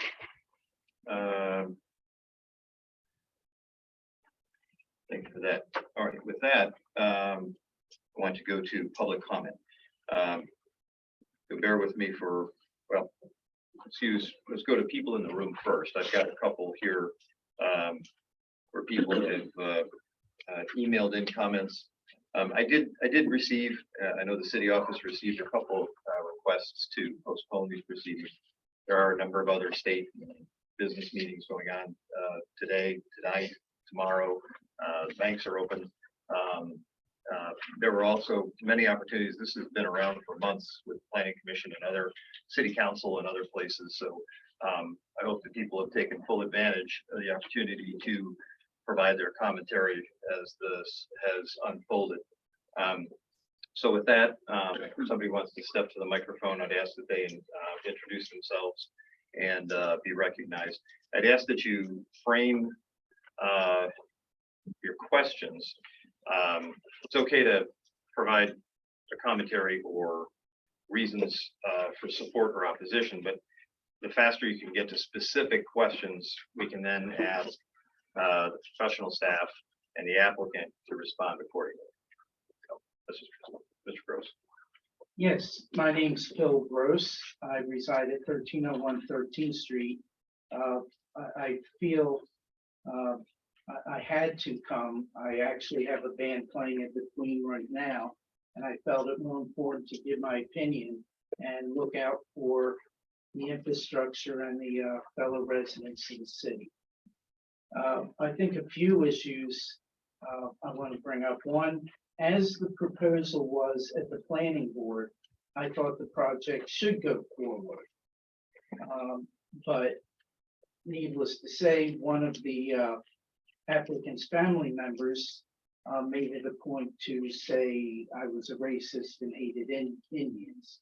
So again, I'll reaffirm my statement. I do believe the project should go as it is, adding the different mixes to it. One, that intersection, WMAPCO specifically said is a problem child and it needed to get redone. So I feel that the whole vote should be held up pending the outcome of the city's investigation, because I sat as a member of that committee, and that intersection as it is a problem. You add what they're talking about originally to that mix, it exasperates it a little, but with the added units in space, not a chance. Everything else has to be fixed first. As far as filling in, I don't know if you realize the difference between filling in of non-tidal wetland versus tidal wetland. And they're talking about filling in wetland that is non-tidal, which means you fill it in, sea level will rise, and you will create more flood. There's not a chance that that will not happen. So I have to argue that. The land trust, I would have never known if I didn't attend the trustee meeting where they flatly denied wanting it. Who would want it? Nobody wants that, for the simple reasons it's non-usable. It's going to be a problem to upkeep. So I don't think that's appropriate. And I think the whole project of increasing the size and scope of the project should be turned down. The attorney said, what if? You know, making it mixed just for a liquor store versus what the chairman said, if you put in the mix other amenities for the residents, I think that that would be reason enough. I would say, you know what? You want to increase the size, get rid of the mix, because then you have full run. You can do whatever you want within reason, if that mix wasn't in there. Pushing the commercial loading, unloading. I've looked at the plan over and over again, and by doing that, you never know with residential what hours and where the people are going to be parking. So you're increasing, you're just creating a mess by allowing that. Evacuation route. Route 9 is not an option. So as it is, again, the project as it was presented, I feel is okay, but you want to increase congestion in that area. Your only route is up Washington Street where you have too many feeders, tall buildings that are apartments. That road won't be able to handle it. Brownfield, it's just, again, another reason to make sure these things are taken care of before you let this go any further. And I guess last but not least, the affordable housing. They want to build something as it is. I think it would be fine, but it's not good enough. They want to make it bigger. They want to expand on it, cut this, cut that, to make sure that they can get the revenue and income from the project, which the area residents in our city should not be footing the bill or getting, aggravated during, driving to make sure that they can make the money that they need to go ahead with that project. So again, for these and other reasons, I just feel changing and agreeing to the application for special exception is a no-brainer for this Board of Adjustment. Just say no. Thank you. Thank you. Mr. Whitehead. Good evening. My name's Tom Whitehead. I'm here as a resident, live on Second Street, but my background, I've been a licensed surveyor in Delaware for 52 years. I've been a surveyor starting in the CBs, January 1962, 1965, 4 years. Been on the Pennsville Board of Adjustment back in the 80s and 90s, 5 years. Vice chair, was vice chair of our sewer authority in Pennsville. Now, I'd just like to say just a couple things, and I have a letter here also. I really was disappointed with the planning board, where their comments came out before yours because of prejudice. What they're doing, they had no business making comments before you. I was amazed at that. As far as this goes, I think that the attorney and whatever, they mentioned time and time and time again about your planning board, your planning board, your planning board, your planning board, which it doesn't make your job any easier. I think, and they also mentioned they were very fuzzy. They should have stuck to the 6 ordinance, or the 6, I call them totally outrageous, non-hardship variances, totally outrageous. They should have stuck to that rather than saying, well, someplace down in Rehoboth Beach, or this, or the state, said this is fine. Then they mentioned money. They mentioned money. That really burns me up. It's someone, I've never heard of that at a meeting. Now, I'd just like a letter to read. One copy, give it to Tom, do you want me to read it, or are you gonna read it? No. You're gonna read it? yes, Okay. and you It's in can the record. It's in the record. Any objections? pass it around. Okay, 427 7th Street, City of Newcastle, Board of Adjustment. I do not believe any of these variances are warranted. I think it would set a bad example for this and future projects around town. It seems to me this is about saving money and opening the door for future work on this site. Good for the owner, bad for the city. Once again, once a variance is given, it sets a precedent for future development. It's hard to say no to a later variance request once you have said yes to a similar type of variance. And that's a fact. That's a fact. My advice is strictly follow the zoning, please. Think about it. I am personally insulted by the owner's temerity in asking for these outrageous non-hardship variances. Thank you. Thank you, Tom. Any other public comments?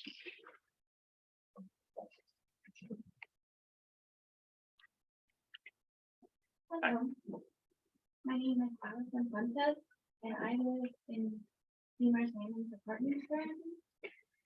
Excuse me, you could please speak up. Okay, Thank you. Yeah, I've been living in Newcastle County for a very long time now, and I don't think that building this new building there is a problem.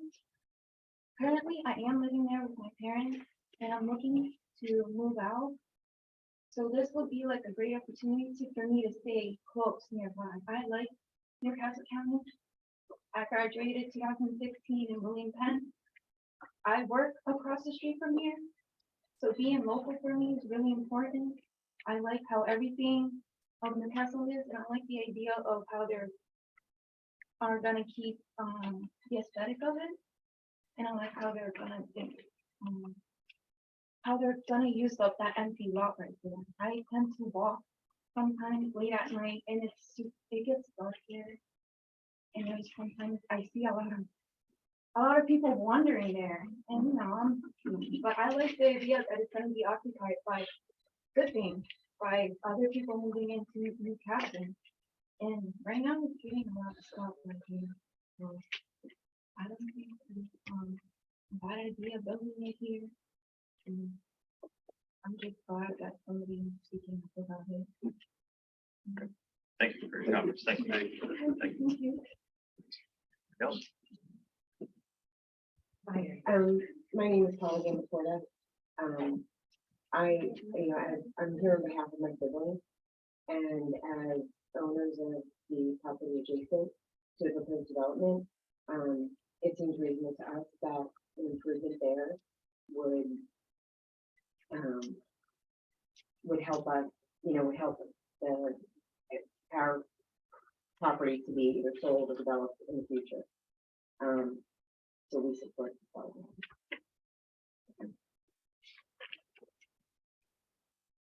Great, good evening. My name is Brian DiSabatino. I'm a resident of historic Newcastle. In my day job, I'm the CEO of a company called EDIS, a construction and real estate development firm.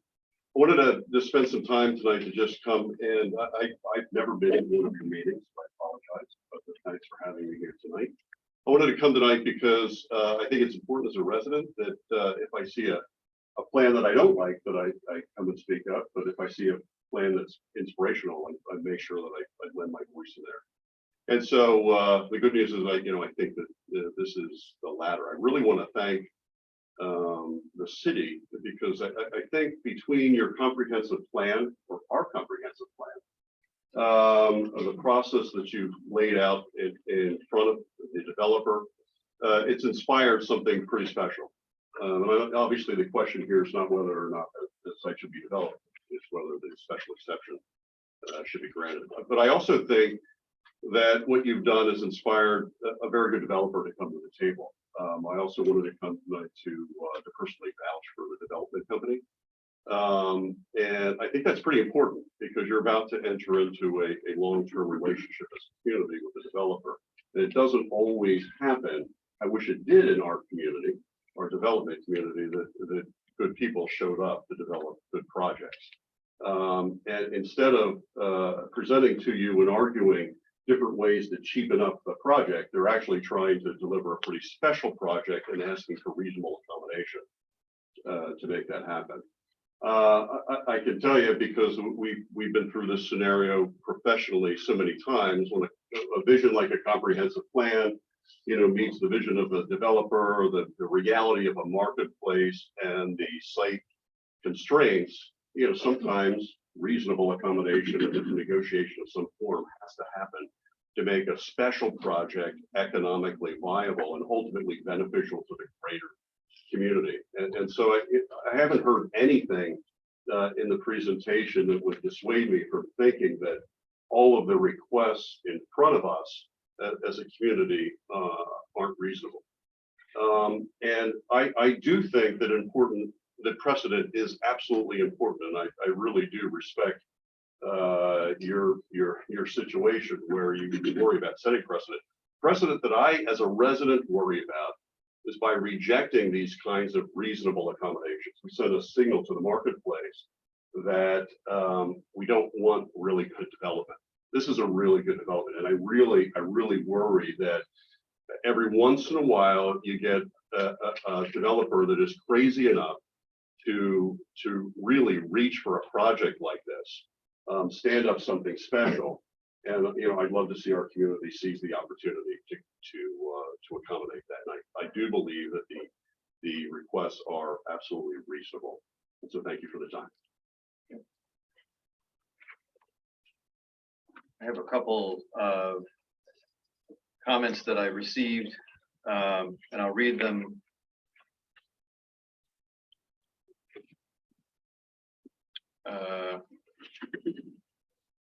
I'm going to read them as they came in. I'm not going to edit them at all. So members, the BOA is a commission of equity by an applicant who feels they have been wronged or slighted by the city or its hirelings. Taking an overview of the application where it's very clear this is not applicable in this matter. In short, the applicant seeks relief from existing rules and regulations for their own benefit. Parentheses, build more units than is allowed under the present set of statutes put in place by the city representatives for the benefit of the communities to ensure the quality of life and living. And parentheses, it's not your position to overrule these just for the financial benefit of an applicant. The applicant seeks in the neighborhood twice as many rental units as regulated in every means, square footage, parking, et cetera, et cetera, et cetera. We are not talking about a few feet here or a few less parking, but at least double. The lack of oversight at the garrison adjacent should be a call to back off, making exceptions to standing regulations. How many excuses can the city make to ensure the financial windfall for yet another greedy developer? Through the menage, better known as the Western Gateway, which was an instrument to satisfy the greed of these developers, the West End is now the dead end for quality of life and living. Don't be so smug to dismiss it as what's best for someone else without the knowledge of what you have borne will not soon haunt your sacred downtown. It's a set fact that the quality of urban life is very well determined by the ratio of rentals to homeowners. Western Gateway has and will add thousands of rentals to a small town of just 5,000 citizens. It has eliminated self-employed businesses vital to service our population's needs. Taken the use and value of their properties without compensation, contrary to the Fourth Amendment, put strains on the mechanisms of our city, public works, police, schools, parks, and diminished for former citizens' use. In final, the relief sought by the applicant is available at their expense, not the city's and citizens. They need more property properly zoned for their purpose. It's readily available in, it says his, I think it's this area, so it's not a hardship they seek, but a gift to the citizens and neighborhood's expense. This is not in your permissible authority. This was from Mr. John DeMundi, 301 and 303 West 7th Street. To the City of Newcastle and Board of Adjustment regarding the proposed project at 427 West 7th Street. I'm strongly opposed to this project given the housing density, increased traffic, aggravated flooding, contamination, and destruction of nearby wetlands. It is my strong hope that the project will not be approved. It seems that this area just keeps getting worse. Thank you for your consideration. Allison Ellicott, 130 West 8th Street. And I think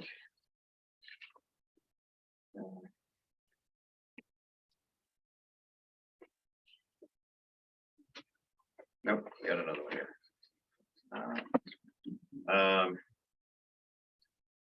In the past 20 years, there have been 3 enormous building complexes in this town: Deemer's Landing, the Helm, and most recently the Garrison. The small town of Newcastle cannot sustain any more developments of this size. Climate change and future flooding in a state with minimal sea level makes future development unwise and foolhardy. Please forbid it. This is from Sarah Hutchinson.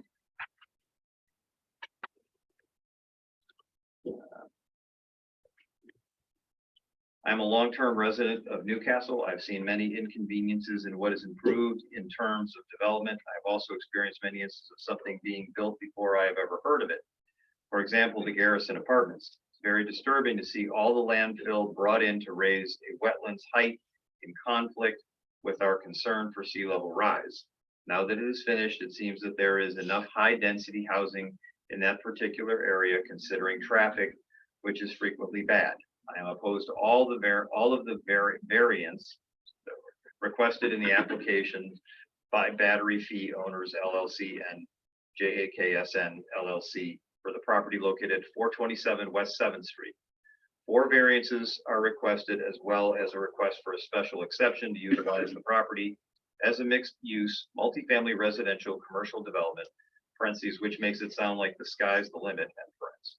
One of the variances asked to raise the residential density of 10 units per acre to having 36 units, more than 3 times as many, parens, more traffic and congestion, end parens.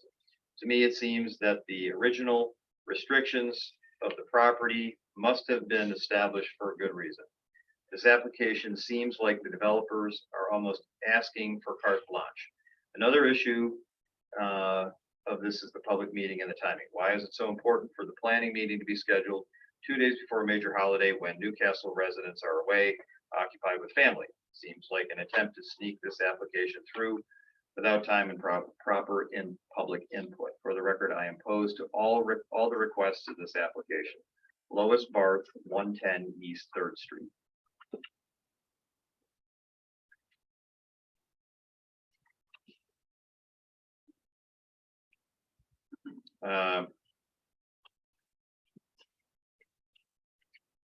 I hope the new Board of Adjustment, composed of residents with a vested interest in the welfare of the city, will reject the application out of hand. First of all, I'm shocked that Mayor Quaranta, the BOA chair, has appointed this meeting for December 22nd, 3 days before Christmas. Why are these outrageous requests for battery fee owner LLC and JKSN LLC so urgent that they must be brought to the Board of Adjustment now during the holidays when most people have family responsibilities, won't be able to attend the meeting? Someone seems to be trying to push an unheard of gift through for these developers with no oversight or studies. If these multiple variances to make major changes are granted, they are not beneficial for the city. They are solely for the benefit of the developers who will make a bundle of money. The current zoning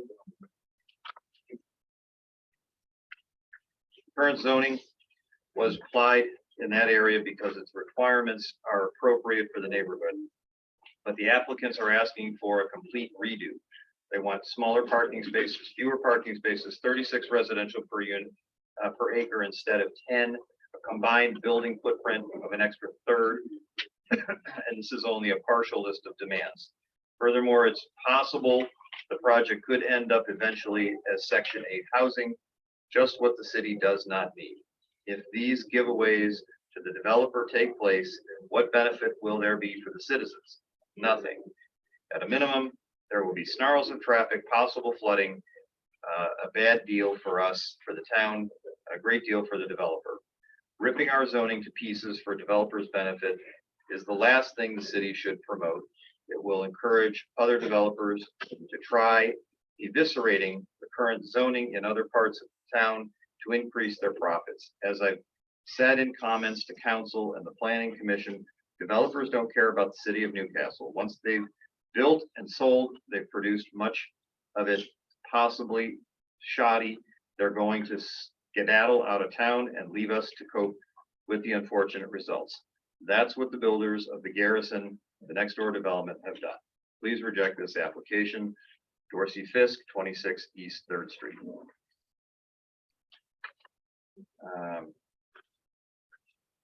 Two more. Neighbors and friends, scheduling tonight's meeting in the midst of holidays is a sign of gross disrespect to all of us, and we are left to suffer the consequences of irresponsible proposal like the one at hand. City's recently updated comprehensive plan was carefully conceived, reviewed, approved, and deemed appropriate less than 5 minutes ago. Then why must we now hastily modify to accommodate a private get-rich-quick plan in the cold light of day? Fails to benefit and in fact promises to work to the detriment of our established community traffic safety and above all safety from irresponsible construction on and in proximity to our cherished fragile wetlands. 36 residential units per acre instead of 10. No off-street loading and unloading. What? I believe, and I am not alone, that visions of profit from such a project cannot take precedence over the common good, which consists of, but is not limited to, protecting our lands and our services, planning for our future safety, and fostering goodwill. Respectfully submitted, Skylar Borton, 42 East 4th Street. And the last one. I was surprised to see the proposed changes to the city zoning plan come up at this time when most of us are in the middle of Christmas and holiday stress. An issue important as, i.e. town planning of Newcastle, that affects all residents of our lovely historic town should be given time for proper consideration. Let's call for continuation discussion, preferably after the new year. Sincerely, Faye Carbottle. Sorry if I'm mispronouncing that. 42 East 4th. Those are the comments that were emailed in. I'll say this. Getting everybody together was not easy. We looked at multiple different days, and as I shared earlier, this project has been talked about in city council meetings, city planning meetings. There have been multiple ways in which to communicate specific questions, concerns over several months. It's unfortunate that we are here tonight, but as I said, there are other city and state meetings that happen today, some that will happen tomorrow. Businesses will be open tomorrow. So is it a bit of an inconvenience? Sure, for everybody up here as well. But here we are. Okay, is no other public comment? Let me ask the applicant if they'd like to respond to anything they've heard. Just very briefly. Because I think a lot of what we heard was hyperbole, that, you know, folks didn't quite understand what we were asking for when they were talking about eviscerating the zoning code from 10 units an acre to 36 units an acre, yet you have your planner saying it's really just a mistake in the code. There's no reason it should be just 10 units an acre for mixed use if it can be unlimited, for lack of a better word, in the other categories. Additionally, the other variances that you heard us discuss are really minor and internal to the site. It was nice to hear Mr. Rogers' comments at the outset of the meeting in terms of looking at this from a planning perspective and being supportive of the relief. I think there's a recognition that if you want to redevelop sites like this with the need to lift the property out of the floodplain, complete the cleanup of the property, institute some stormwater quality controls on the property, that you need to have the density in order to make it work. And so this isn't, as I heard people say, a money grab, as you heard Robert testify to. It's not a money grab, but we're hoping it's not a money loss, but it doesn't seem to be a money grab. So I don't think that I really have anything else to talk about other than to say, I heard several people, not here, but in the comments to the board, complain about high density housing, yet this seems to be the very area of your code and your comprehensive plan where you want to see these types of mixed use and higher density uses taking place. So I certainly think that what we proposed here is entirely consistent with the zoning code. And then lastly, on the traffic issue, and I appreciate Mr. Rogers' comments about it. We obviously were trying to work very quickly to get the information back to him. We're certainly confident that when he reviews it as part of before the site plan process or what have you, what we represented here tonight about the level of service from the two different analyses that we made, this intersection will remain at what's called a passing level. And I appreciate the B being a passing level since that's what I got in my old college math class.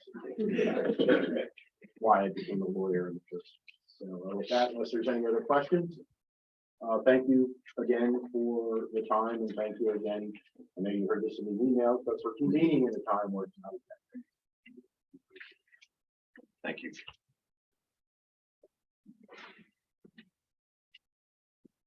Okay, at this point, we will accept a motion from any of the board members to adjourn the public hearing and enter into the business meeting. Is there a motion? All motion.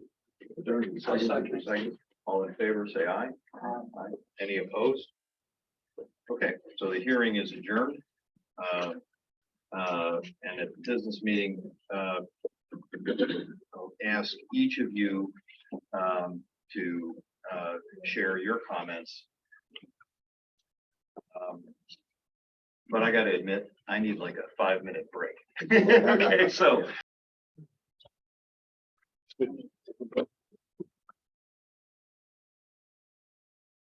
Kathy, ready? Yes. Okay. All right, let me call the meeting back to order. This is the business meeting portion. So let me just say, hopefully though, appreciate all the public input from a range of different perspectives. Appreciate the applicant's presentation. Appreciate the city planner's perspective. And so at this point now, we need to kind of go around the table, and I'll ask each of you to share a perspective that you have on the application. And so I'd ask you to be a little bit specific about the special exception, and then any of the variances and what your reactions are to any of that. Megan, we're going to start with you. Great. Merry Christmas. Thanks. I mean, the property obviously is eyesore as it is an existing state. And I mean, obviously this would be an improvement. Like the young lady said, I walk in town all the time. I walk by there sometimes. It's like, it's creepy. It's a lot, but I also live in town. I live on 4th Street, and the traffic is not just 7th and Washington or 7th and Washington. It's you come to town on a Thursday, Friday, Saturday, Sunday from May until October. It's a nightmare to go through the area. They come all the way down through every part of town to get through around Route 9. So I mean, I think it's almost putting the cart before the horse. Like we have to fix the problem of the flooding and south of Dobbinsville, fix that intersection, fix that traffic before we add any more issues to the problem. But I mean, I know the applicants. I know they're great guys. They're great for the community. I know that I think it's in the future something that would be wonderful. It would add, a nice aesthetic element to when people are coming. There's millions of people driving up Route 9 to cut through town to get on the Noah Memorial Bridge. It does look a lot nicer. But I just don't know if we're prepared to make this huge step at this point. I would echo the same comments that my colleague has made. I think they're reasonable accommodation. I absolutely would like to see something done with that property there. My concern would be the traffic.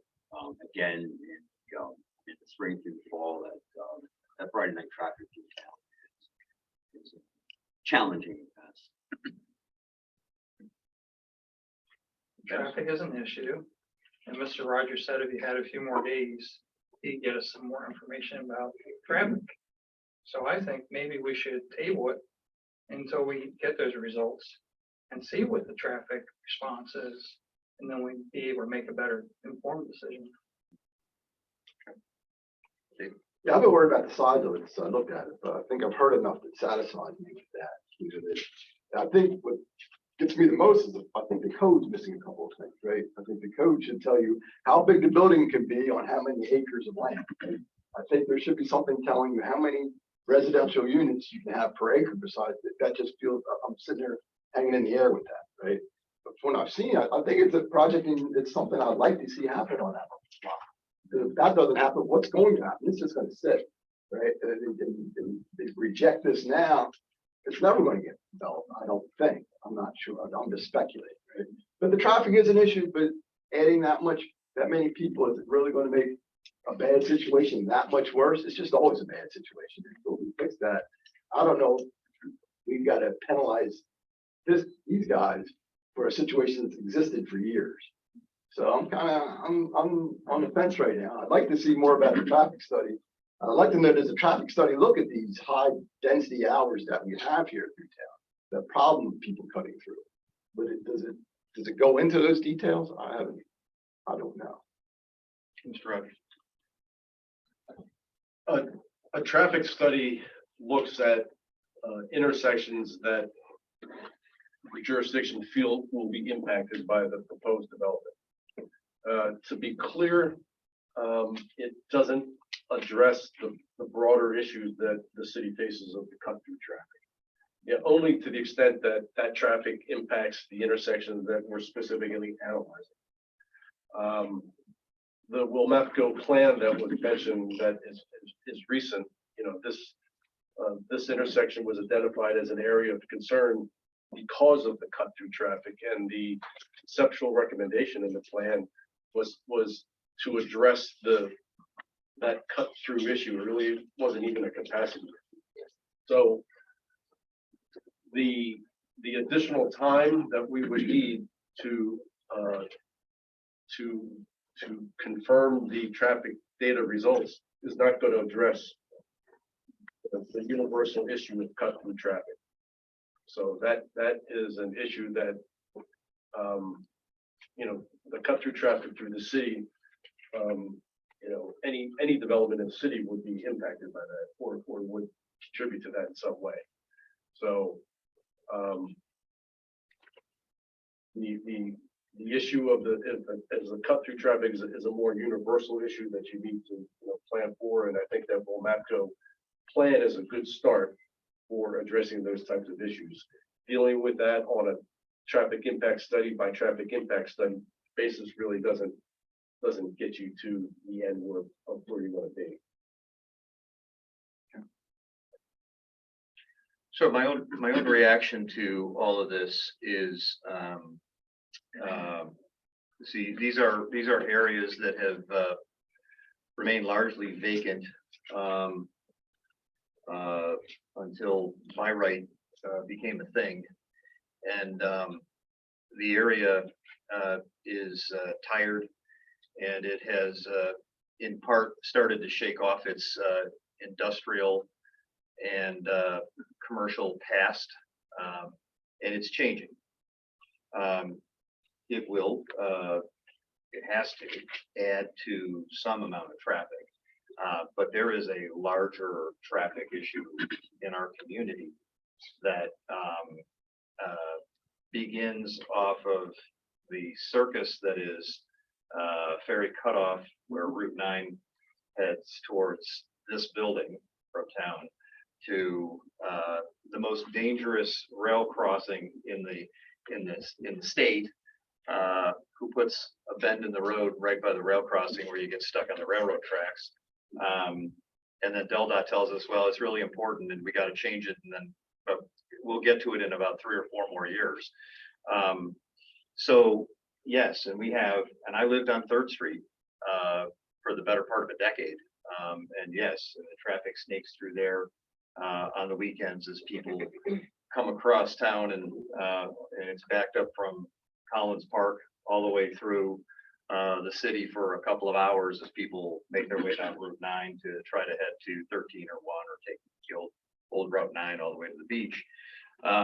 There are larger issues, and it doesn't mean that we should necessarily ignore them. But I'm prepared to support the special exception. I would like to condition this with some time for the professional staff at AECom, call it the end of the calendar month, or maybe the end of the first week, give you a deadline of like a week or 2 to return with information, or provide that, unless you came back with something that was demonstrably troubling, but I'd like to give AECom time. So I would like to move forward. I would say this, I hate anecdotes, but I do worry about the parking a bit, to be honest. I also understand, why the request for the extra square footage. At the end of the day, this is a project that is going to cost tens of millions of dollars. There is risk, and so and if anybody doesn't think, they're not entering into this at a zero-sum game. Sure, the developers are certainly interested in return on their investment without any doubt. But I do think, when you look at the present circumstance in that section of our community, how it has remained largely the way it's been for decades, and you have an opportunity now to address something meaningful in a market where around the state, around the country, there's an absence of multifamily housing. Throughout the housing meltdown of 2008, 9, 10, single family housing, of course, took a back seat. Multifamily housing did not cool off one bit. That remained quite, the investments in building continued throughout that because there's an absence of multifamily housing throughout the country and in the region in particular. Delaware is growing. People are having fewer kids, so there's going to be an interest in 1 and 2 bedroom apartments. We have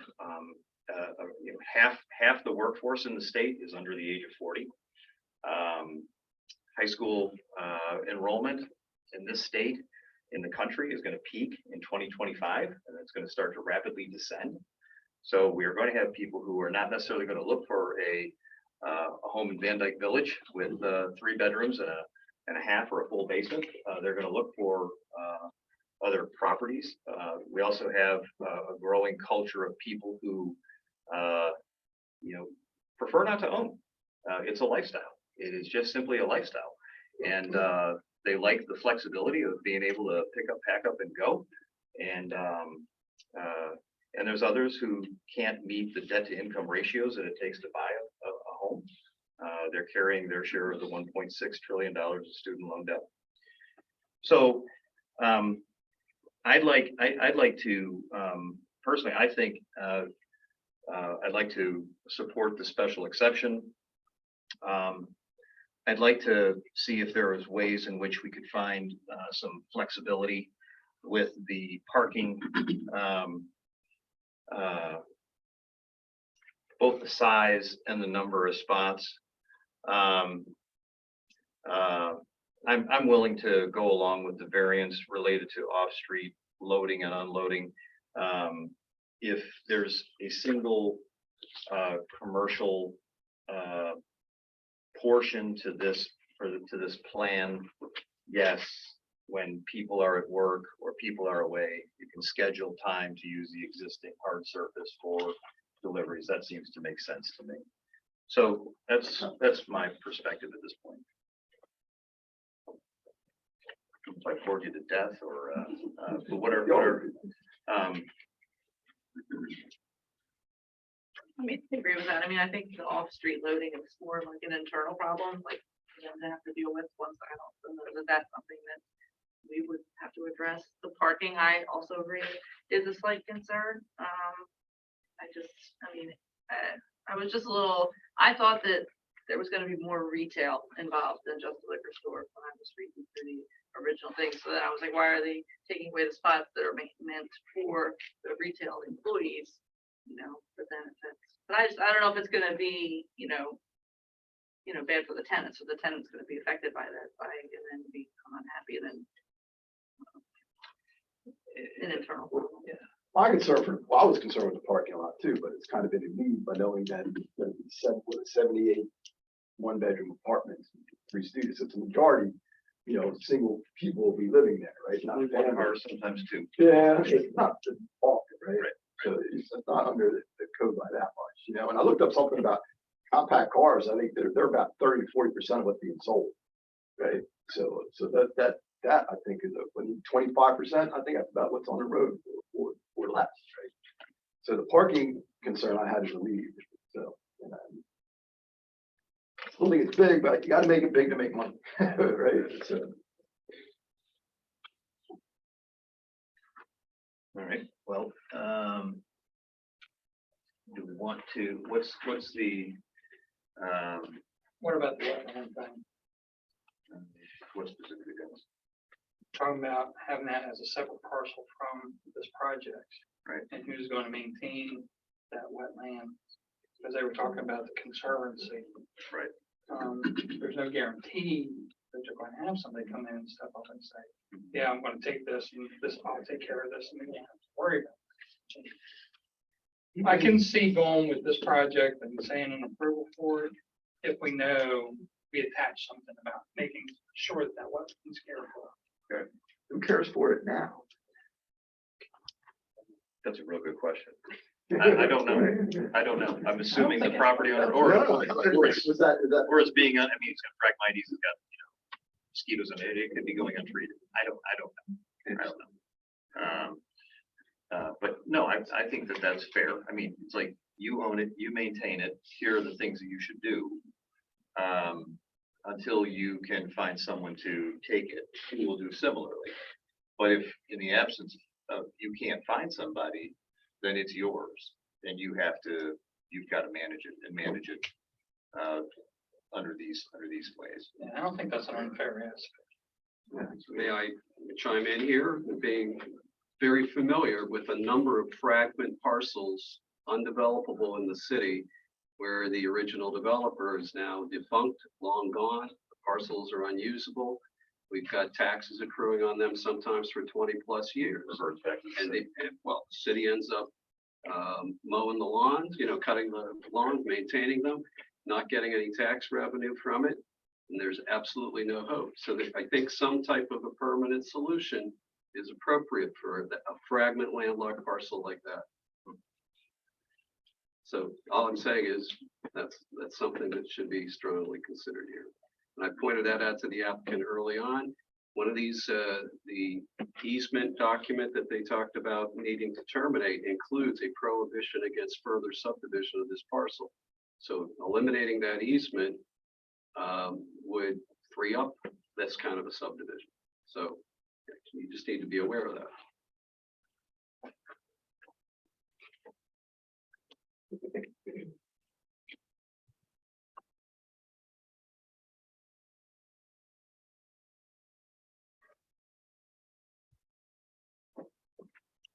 All right, let me just take your temperature on this. So, Steve, would you, let's go just in order of what's on the document here. Would you approve the special exception? We can get to the variances in a minute. Would you support that? Yes, I like the idea of having some kind of plan for that lot area. Right, I agree. We'll come to those things. Dennis, what do you think? Yeah, definitely. Yes, yes. Yeah. Yes, okay, all right. So. Okay, all right, so let's look at the first variance in terms of the square footage in the footprint of the request to go to 52,273.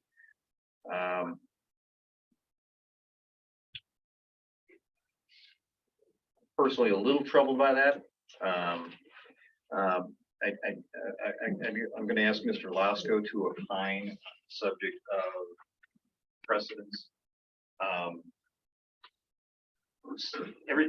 My experience on planning is that every piece of ground and every project is different. Our precedents that this group makes, are they binding? Are there any legal hazards? What is your? Lawyers like to make arguments based on precedent because courts rely on them and their rulings. You're right. Every piece of ground on the face of the earth is unique unto itself. And therefore, there are different facts and circumstances that apply to every parcel of ground out there. There may be very similar circumstances, and that's where the precedents can have some effect. If you had two parcels right next door to each other, one application needed a particular variance and you grant it, it would be awfully hard to deny it for the next door neighbor who's essentially in the same boat. So there is some, at least psychological effect in terms of precedent. A sharp lawyer is going to come up and say, you approved this down the street, very similar. How can you turn me down now? And what judges do when they want to turn something down like that is they find distinguishing features to say that it's not an applicable precedent.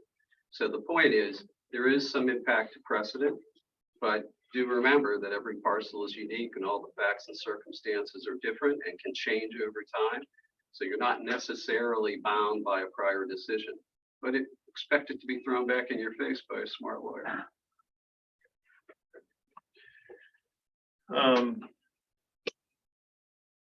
So on the what are we calling this extra parcel here, this landlocked piece? The wetlands. The wetlands. Lot A. My own view is it's yours, you own it, and good luck. I do worry because, and Mr. Lasco is right, we have had circumstances where this becomes, even if it's gifted, it comes back to the city's responsibility to provide oversight and maintenance. And we can send bills till we're, killing trees, but really to no avail. So personally, my own sense is that that parcel is part of and becomes part of the property, and isn't. So on that one, I feel like I'd feel confident, and also regardless of a change in the ownership, don't forget, Penrose developed the Garrison. 5 years later or so, they sold it. So Dan, I'm gonna ask you, so what happens in a transition like that? If the property is sold, Right. are you talking about the fragment piece again, the wetlands? Right. My guess is that a buyer's not gonna want it. You know, they're gonna say, I'll take the rest of it, the one that makes money. And I don't want the rest. I mean, that's just reality. Now, maybe they can negotiate to build that into the deal, but you have no promises of that. All right, so The only thing you have here, I will say, is that that easement hasn't been extinguished yet. That means that there's still a prohibition against subdivision. And ultimately, that would come before council to make a decision on that particular issue. Does that make sense to you? In other words, they can't carve off the wetlands without getting the easement extinguished by council. I see.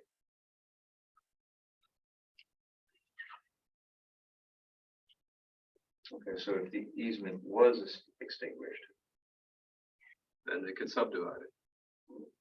Assuming it meets other requirements of the code. I certainly haven't done that. as a buildable or improvable. You don't even have access to it. It's landlocked. Unless you're gonna ride in on a boat. Good one. Good one. I don't know what to do about that. Well, like I said, as I said, you know, this could be left to council to address the easement issue.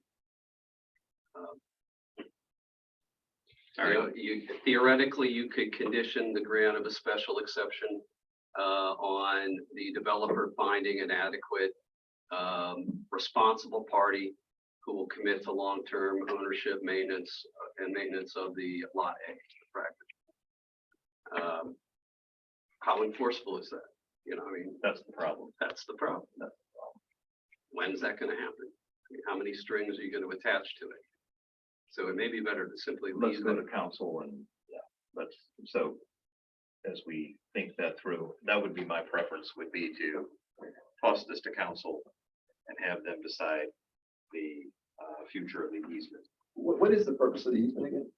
That's a great question. We all looked at it and I literally polled every city department, the police, the fire marshal, the planner, MSC, asking, does this mean anything to you?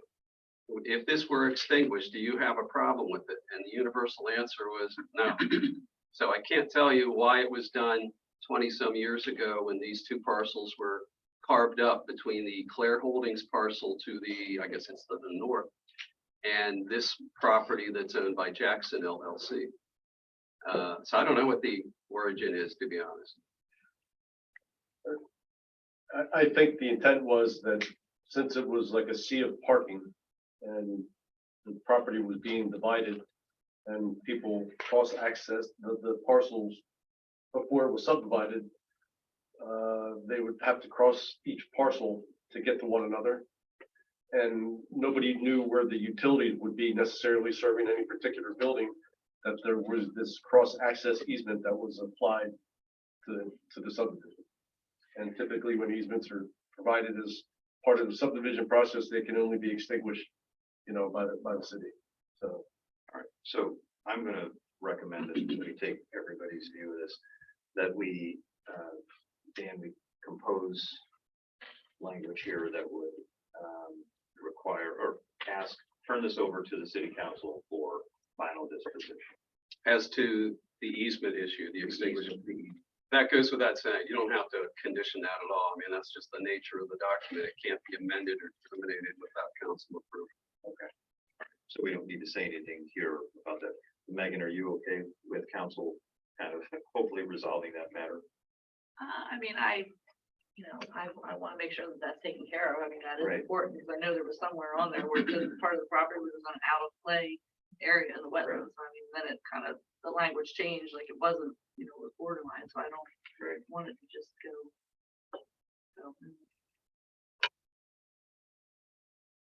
What do you think? Same. I'm good with that. Same. Yeah, I'm saying. So what can we say or what should we say?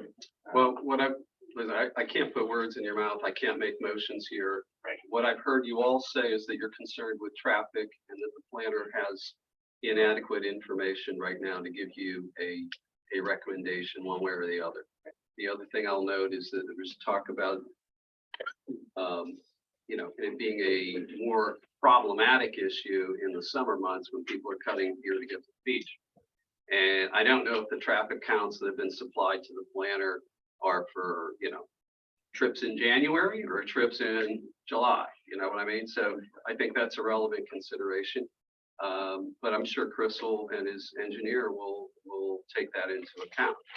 But one of the things you could do would be a motion to continue the matter for 30 days, let's say, something like that, that we give the planner the time to digest the traffic data, prepare a recommendation for you to discuss it, and give us time to renotice a continued hearing so that you can have that and make a final decision. There is precedent. We have granted continuances like this before for additional information. And can be done. I'm not saying you should do it. It's up to you guys. I hear you. I mean, Chris, you don't need you said you need just a few days, correct? Yes. I don't know what my traffic engineer schedule is next week, for example, obviously. Right. I mean, I think this is such a huge project and they put so much time and effort to it to rush into a decision when, we just got the information 3 days ago. There's been a lot to digest in a short amount of time to make a decision on such an enormous project. If you do continue it, I will tell you this, I will warn you under FOIA, none of the board members should be discussing it outside of a duly called public meeting. So no emails, no telephone calls.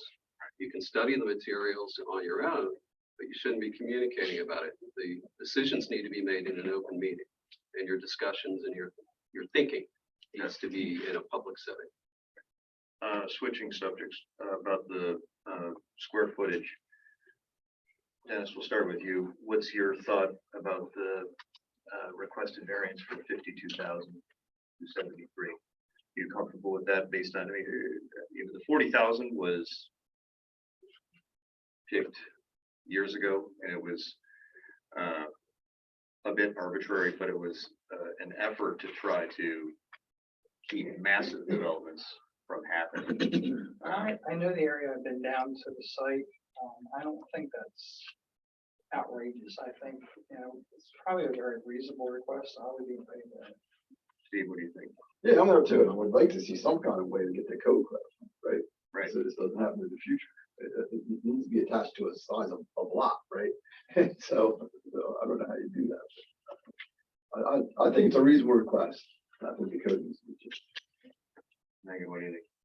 I mean, I think it sounds like a lot and you just do the math, it's 30%, but I talked to a friend of mine who's an architect and he's like, oh, that's nothing. Yeah. He said the scheme of square foot, he said for apartment building, he said, that's nothing.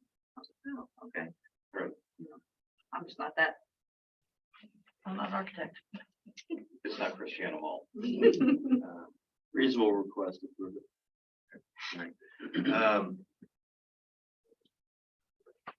What about the number of parking spots and pulling in your car doors to make sure that they're nice and snug? What?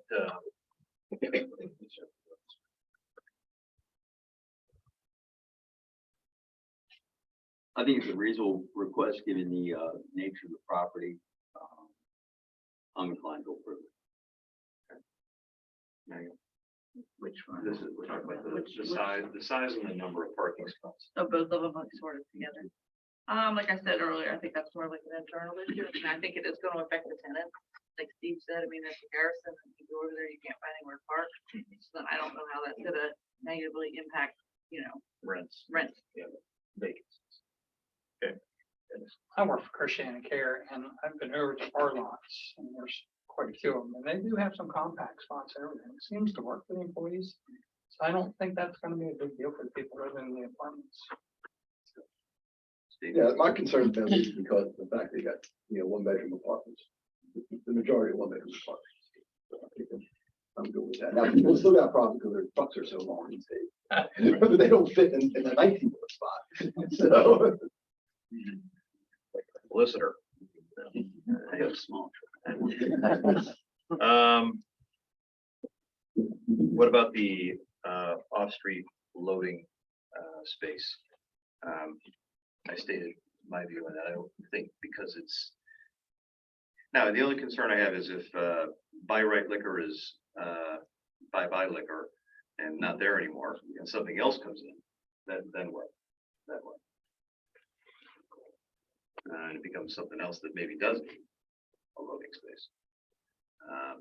Now, nature of housing is such that you'd expect that a number of people are going to get up in the morning and they're going to leave by 8:30. That's right. They're going to be gone until 4:30 or 5 o'clock. So there would be space to wheel in some trucks. Yeah, most deliveries are gonna occur between 9 and 4. I'm not trying to swing at ghosts, but I'm just asking the question. Do we care or not care about that? Well, there's room to park in front of it, right? Is there room to park a truck in front of it? Where On the exactly would a street. truck park to deliver here? Where would they go? Now, hearing's closed. I mean, there's a lot of parking area, but they're going to have to figure it out, but no, they can't. They're gonna have to park in here somewhere. There's no parking on the street. There's nowhere to Well, go. that's a condition you could. Right, yeah.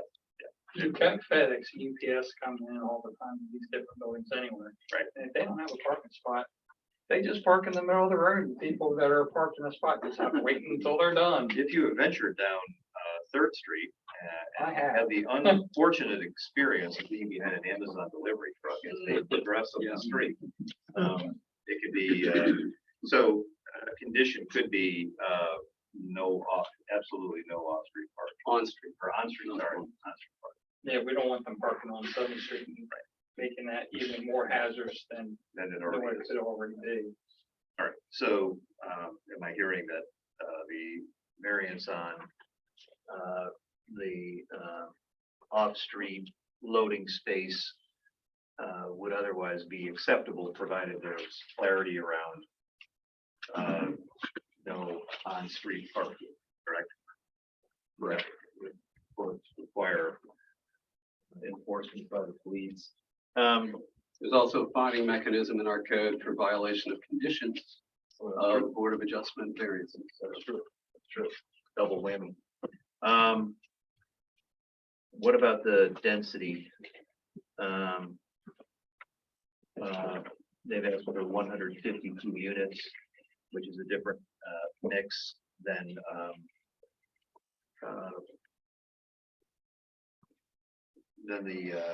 the units per acre, which is 10. My own view is because of the single family, the studios and the 1 bedrooms, the mix doesn't really concern me too much. I also know this, that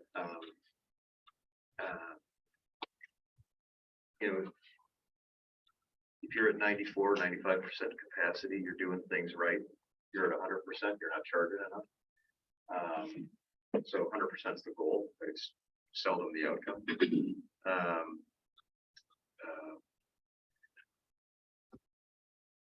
I am, given the property, I'm probably going to be okay with that number of units. Because and while I hear that, I listen to the arguments about the mix between residential units in the community and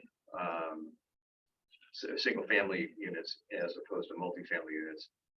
That's true, but there's some justification for that view, but the market is the market. The market right now is smaller homes and multifamily, and that seems to meet the market's interest. What do others think about that topic? I'm kind of okay for proposals, but this is another area I think the code needs to be clarified, right? Like, I was surprised when you told me, once you take commercial space out, it wouldn't be no problem. So that's the first thing I would do if I was those guys, right? Well, that was a stipulation that we put in on purpose because we wanted to make it mixed use. Yeah. And that's just something that if council, planning commission and council want to change, then council would have to make that change. But, the theory was, you'd have commercial on the first floor and you'd have residential up top and you maybe have a little sandwich shop. You might have a dry cleaners and you might have although nobody's wearing suits to work anymore except for Dan. But I mean, you get the idea. That was the idea, adding to some of the services that people would hope to do. That's the theory behind it. Trust me, most people, including the applicant, said, if we didn't have to comply with that, trust me, we'd be real happy not having to comply with that. Just do straight up residential. Some of these problems would go away. Other thoughts? I'm not really okay with it. I mean, I would rather see larger units and have less of them and have a higher price line and have a better clientele than just having more units to get as many people in there as you can, and then Give me a number. down. Give me a number. I'd like to see it go in the middle, in between 10 and 36, so 26 residential units. Maybe. Or are you talking about square footage? Take it from Well, I mean, I'm like, 273 to say 47. Take it down.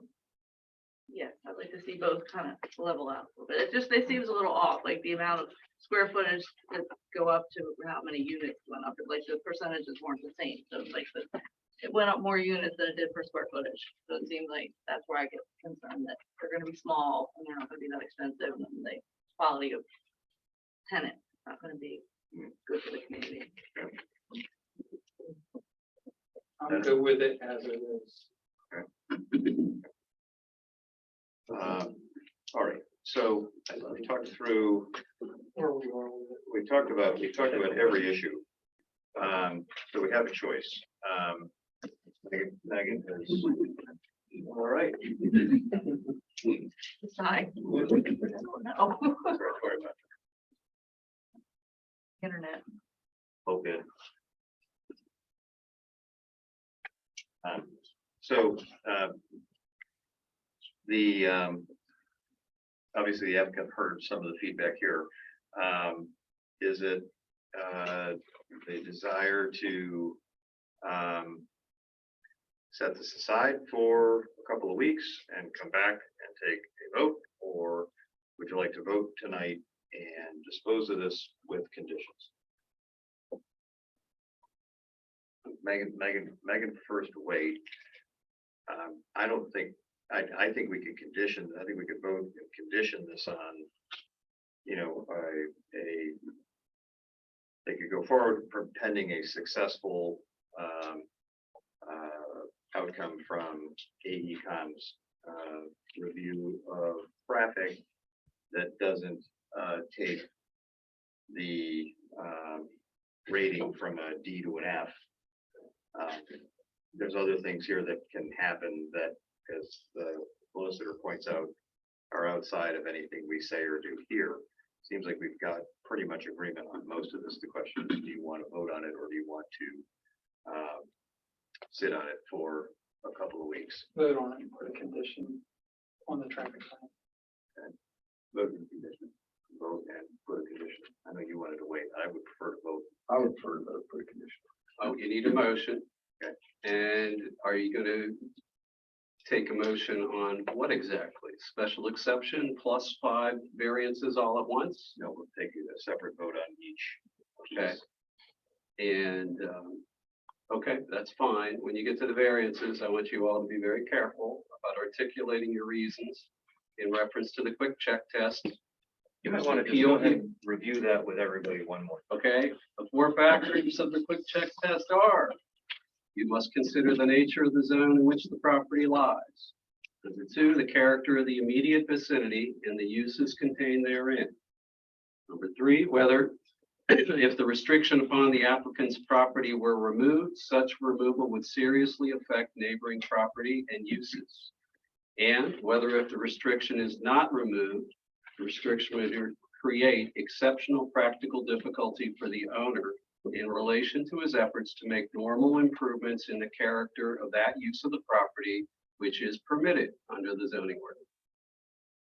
Got Can you that? tell me what that one means? I was struggling trying to figure that one The out. exceptional practical The difficulty last one, concept. yeah, the last. Typically, an exceptional practical difficulty relates to the nature of the property that's involved. So there usually would have to be something unique or different or challenging about the size of the lot, the shape of the lot, the slopes, the wetlands, whatever. One that Mr. Tracy has been sure to emphasize is the ability to make reasonable improvements to one's property in an economically satisfactory fashion. So that is a consideration. It's not necessarily the ultimate or the biggest consideration, but it is a factor that is permissible for this board to consider. So the cost involved to make this viable, that's something you can consider in rendering a decision. Does that help? A little bit. Still confused. I'm still confused. It still sounds like double cost. Now, and think of it this way, It should be something relating to this property. Remember, all pieces of property are unique. The applicant, I'll make an argument for him. He's already made it himself. He's talked about the unusual shape of this property. There's an example of a unique feature of this property that might make compliance with the code more challenging. So you see, another concept in the area of zoning variances is that if you're going to grant the variance, it should be to the minimal degree necessary to allow the owner to use it for the reasonably approved use. So don't go overboard. Just give them the net, to the extent you're inclined to favor the variance, go to the minimum extent necessary. In other words, I'll give you an example, and I'm just throwing this out there. I'm not trying to influence you. If you think compact parking spaces of 8 feet by 16 feet is too small, and you want them 18 feet by 17 feet, that's something you could do if you felt that that was the appropriate adjustment to keep things at a minimal nature that would give the applicant the ability to make reasonable improvements to their land. So, All right, and the quick check references need to be made on each of the votes on the variance. that's the idea. Is that correct? Okay. You know, But what happens here, the reason for that is if there is an appeal, the appeal is on the record. The record is what you guys have admitted into evidence and what the testimony you've heard, both from the public, the applicant, and your own comments. That literally will be transcribed word for word. And on appeal, that's all the judge has to evaluate. So if you say, I'm in favor of this variance, or I'm against this variance, and you don't articulate reasons, what does the judge evaluate? He doesn't know what your thinking was. All he can conclude is that you acted in an arbitrary and capricious manner, and that you can't do. You must use the test and apply it to each variance request. But not the special exception. That special exception is a little different. There is a different standard, and I can go through that standard in our code too, if you wish. Unless we need to make any other comments about the special exception when articulating the rationale for our vote. I'm not certain I followed your question. If we need to create a record that rationalizes our position and vote, if we need to do that for the special exception, then what would those what are the factors? Yeah, what are the factors? Okay, I'm going to read from 230-57, subparagraph 2. You must consider the suitability of the property for the use desired. Assure yourself, that the proposal is consistent with the spirit, purpose, and intent of this chapter, the comprehensive plan, and other relevant plans. That's 1. 2, determine that the proposal will not substantially injure or detract from the use of neighboring property or from the character of the neighborhood, that the use of the adjacent property is adequately safeguarded. Number 3, determine that the proposal will serve the best interest of the city, the convenience of the community, and the benefit of the public welfare. Number 4, consider the effect of the proposal upon the public services and facilities such as public water, sewers, police, fire protection, and public schools. Number 5, consider the probable effects upon highway traffic and pedestrian movements and assure adequate access and circulation arrangements in order to protect major roads from undue congestion and hazard. Number 6, be guided in its decision by sound standards of subdivision and land development practice where applicable. And you have the ability to prescribe conditions and safeguards So that's essentially it. So you can see there's some overlap there between the variance standard and the special exception standard. The important thing for you to understand is that a special exception is applying for a use that is permitted by code, subject to your special review and approval of it, with or without conditions, okay? A variance, you're asking for, the applicant is asking to do something that the code prohibits, not something that's permitted. So there's your distinction. And Mr. Rogers testified that the planning commission and his firm supports the variance, excuse me, the special exception and the variances. Is that correct, Mr. Rogers? Correct. And the planning commission had recommended them as well. They found the they found the planning commission doesn't opine on variances. That's correct. But they found the special exception consistent with the comprehensive plan. It suggested that the applicant be prepared with that information. All right, so if we're prepared to vote, I would entertain a motion to have somebody make a motion that we approve a special, someone's gonna have to say this, approve a special exception. You can read right off of the document. Utilize the property in a mixed use, multifamily residential commercial development. Conditions? And the conditions, Mr.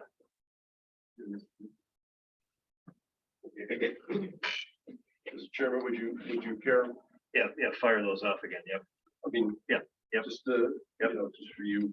I heard that the board would like to move this forward. So regarding the traffic issue, that if you were to vote favorably, I would recommend that you condition the approval upon AECom reviewing the traffic data and confirming that the West 7th Street and Washington Street intersection currently operates and will continue to operate at a level of service D or better to the build-out year of the project. If this condition cannot be met, the applicant shall submit a traffic impact study for review by DELDOT as part of the site plan submission to the planning commission. Okay, that's fine. That sounds painful for working with Delta, but that's perfectly fine. That would be if they fall below that acceptable level of service, then. Right, it's got to go to Delta. Okay, all right. Any other conditions? Is this, would the variance be, it's getting late. The special exception be the place to discuss this other parcel and the easement? I thought you concluded you would leave that to council to address the termination of that easement and therefore the prohibition against further subdivision. Okay. All right, so we need a motion to approve the special exception with the condition. We're gonna have to reread this again. I mean, someone's gonna have to make this motion and then, Dan, you wanna compose it? No, he's pretty much already written it for you, I think. That's your condition. So the idea would be a motion to approve the special exception as applied for, subject to the condition, and then you can read that fire away. But you got to start with the preface of what I just said. I make a motion to Make a motion to approve a special exception to utilize the property as a mixed-use family, multifamily residential commercial development. And recommend approval conditioned upon. AECom review of traffic data and confirming the intersection at 7th and Washington Street be operated and continue to operate at a LOS's level of service D or better to build out year to the build out year of the project. If this condition cannot be met, applicable should be submit a ITS for the review of DELDOT as part of the site plan submission to the planning council. Yes. Yeah, right. Okay. Is, Mr. Irwin's made a. Sure, I can write it in. Is there a second? I'll second. Okay. The second, is there any discussion about this any further? Okay. We'll vote. Start with Megan. Megan. Are you in favor or opposed to the motion? In favor. I'm in favor of it. In favor. Yes. In favor. Motion passes 5-0. Okay. All right. Now, we need to go back around the table. We need to discuss the rationale. I'll start. I'm supporting that variance. Probably should have done this while I was voting. Yes. Special exception. A special exception. I'm telling you, someone find me coffee. Special exception. Sorry. Because the plan comports with the comprehensive plan. The applicant's plan is consistent in many, many ways with the city's comprehensive plan. Several versions and updates of the comprehensive plan. It is very consistent with other similar projects in the surrounding community and in the neighborhood. There are other multifamily projects, so this isn't unprecedented. And while there will be additional public services that will inevitably be used at this facility, in the time where we've had other projects of similar size and multifamily, while I've been involved in local government here, there have been no reports of stress or financial hardship or challenges that have been created to the city and its services as a result of the development of these different similar projects. So for those reasons, I support the special exception, and I'm happy we're going to look a little further into the traffic issue. Satisfactory to solicitor? Pretty good. All right. Maybe about 15 words less. Well, look, I'm not here to critique you. All right, all right. Everybody has to go through some similar rationale based on For the special exception. the special exception. So I approve the special exception for the simple reason that it complies with the comprehensive plan. It's for that ended area, right? It's consistent with the uses of the land around it. I do not believe that the proposal does fit the immediate area. There's apartments there already. I think we heard from the neighbors, a couple of them that were okay with it, right? We've heard, two people that own land adjacent to it, I believe, that were approved, but I don't, so I think that's positive. The removal, so I don't think it will negatively impact the neighbors. We heard, like I said before, we heard from them. And I think I've covered it all. Well, in a jumbled way. Well, you might want to address convenience of the city and benefit of public welfare. And the fact that you prescribe conditions to safeguard traffic issues. Yeah, okay. So we have done that. I think it's good for the city. I think it's an area that will not get developed otherwise, right? It's been abandoned for what, 10 years now or more? I don't know when Jim McCord went out of business. I can't remember. So, and I think it'll benefit the city, and that's what I'm. It's good for the city. I don't see where it's gonna hurt the neighborhood. There's multi-use apartment buildings in the area. It seems to fit into what the comprehensive plan is trying to accomplish for that area. What else? I missed. And you're making consideration for traffic issues. Oh, yeah, we Conditioning the did sun. make conditions, look at the traffic if it becomes a failure. I support the special exception. We've made conditions for the traffic. It fits into the comprehensive plan. It's good for the city. It does not appear to have, we've heard testimony, I think that it does not appear to have any negative impact on services from the city. And it addresses a section of land that has been abandoned and is somewhat of an eyesore. I support the special exception. I think it's gonna be good for the community aesthetically. It fits the downtown gateway vision. I'm comfortable having the traffic, looked at even though it's after the fact, just to make sure that that's, not gonna be a problem going forward. But I think it's a positive for the area because it has been an eyesore. All right. Variances. Variances. All right, let's take them in the order in which they appear here. The variance, the first one on the list was the variance from the maximum building footprint of 40,000 square feet to permit a project containing two buildings with a combined building footprint of 52,273 square feet.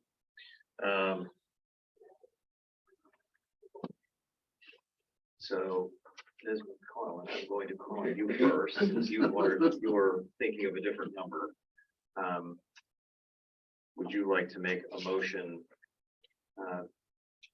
There's your quick check factors, in case you need to reference. I'm gonna vote yes. Based on, I've been back and forth, but it's not approving. It might inhibit the business to be competitive with, neighboring partner in the Garrison. Size wise, it'll be fine in the area. So you don't want to modify the 52,273? No. Okay. All right. Is there what we need is a motion and a second to approve or debate or reject the first variance, which is the square footage. I motion to approve. Is there a second? Second. Motion with the second. Okay. So Steve, we'll start with you to vote first. Sorry, Megan, you got to repeat what you just said. Voting yes or no? Yes. And for the reason. Not if the board not approving it could inhibit the business to not be competitive. I vote yes. Unique characteristics of the parcel and the character of the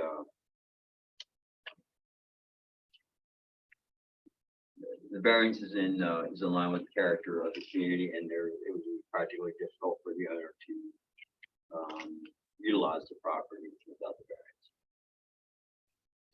variance. I'm going to support the variance and vote yes.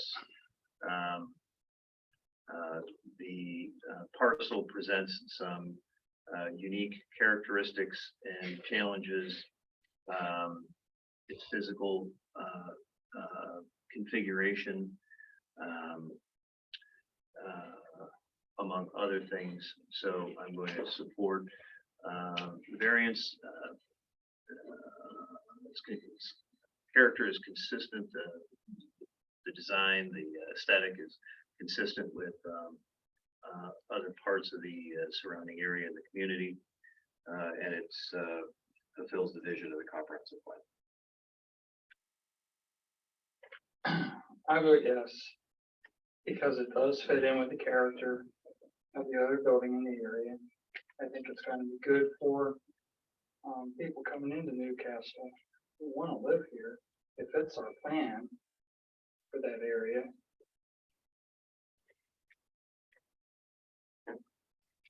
I vote yes, because I believe the project fits with the nature of that zone. It fits the intent of the zone and the gateway plan, comprehensive plan. I think the proposal does suit the immediate area. There's an apartment building right next to it. There's other high density dwellings there. I don't think the removal of this restriction will make an unwanted impact on the neighboring properties. I think they'll be okay. I think like I said, we heard from two people who own property there, and I think it'll be good for the community. I think it's nice to see that land get developed. All right, the next, so we have a unanimous vote to approve that variance. All right, next issue is the variance from the minimum area. Excuse me, Chairman. Can you please, do you recall who made the motion and who seconded it? Yes. Dennis made the motion. Sherwin, seconded. Thank you. The next topic is a variance from the minimum area for a parking space of 9 foot by 18 foot to permit a project containing 55, 24% compact parking spaces, each having an area of 8 foot by 16 foot. Is there a motion and a second to discuss and vote on this particular variance?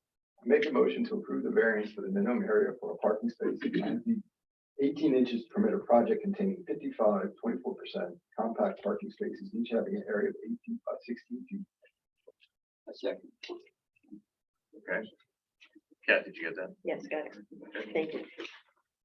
All right, discussion about parking. Does anybody have any commentary or issues with the size of the parking? My biggest thing, I just said, 30% of cars being sold today are compact. Lines up well with that 24%. Anybody talking about exceptional practical difficulty here? It's the major test for an area variance, exceptional practical difficulty. What do you mean by I described it for you already. Something unique with the property. Well, something you need with the property that fit, right? They need more. They need more They're space. going to shrink the spaces to create more space in order to have a sufficient number of parking spaces based on the units that they're trying to construct. Satisfactory. Okay. You guys got to articulate the reasons. I can't put words in your mouth, okay? But I want you to keep the test in mind, okay? All right, Steve, I'm sorry, Dennis. I approve. I think it's a good idea. I've seen it in other places where those lots, those parking spots are big enough for a regular car, and seeing how everybody's going to EVs and cars are getting smaller. It shouldn't create a problem, so we shouldn't have any hardships created by having smaller spots. And it's not all the parking spots are small, just some of them. So I think that's fine to have like parking. And like I said, I know when I go to like the hospital, for an example, I see the smaller spots. Employees that use those smaller spots have the smaller cars. That works out just fine. I'm voting in favor of the variance because of the unique characteristics of the property and the constraints put on the applicant to accommodate and meet the ratios required by the city to accommodate an adequate number of parking spots for residents and visitors in the commercial space. So for those reasons, because of the configuration of the property and the density that's contemplated, I support approval of the variance. I support approval of the variance, given the unique nature of the property and the need to condense the number of parking spots there. I don't believe that the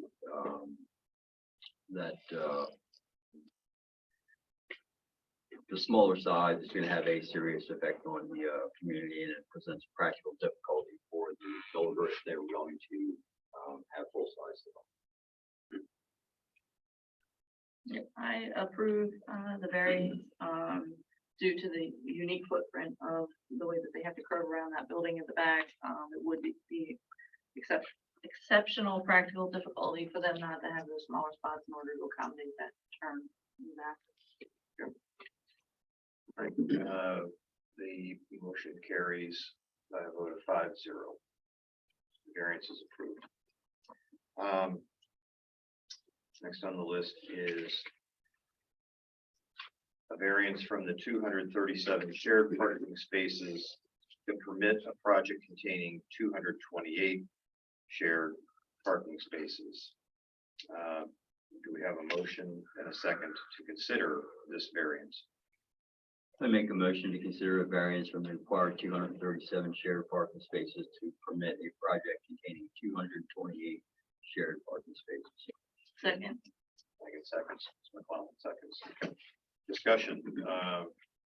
I'll start.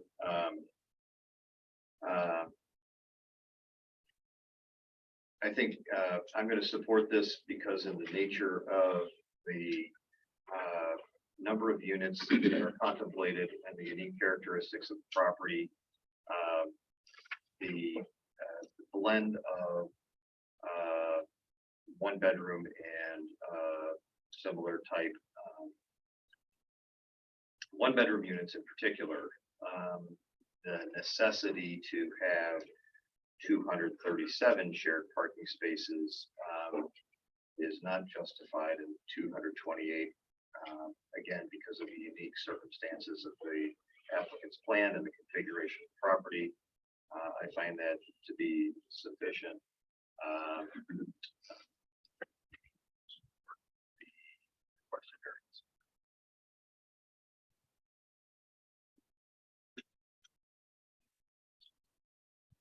I approve. The number of the studio apartment and the one bedroom apartments, it should be enough to have the 228 instead of the 237.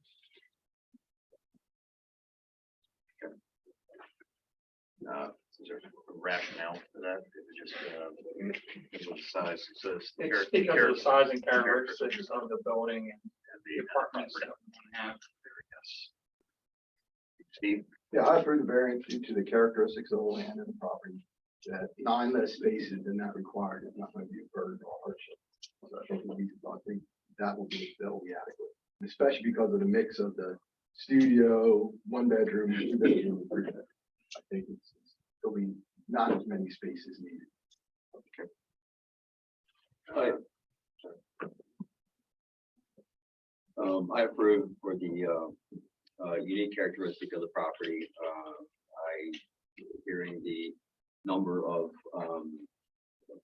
1 bedroom and studio apartments, I think that supports the need for it.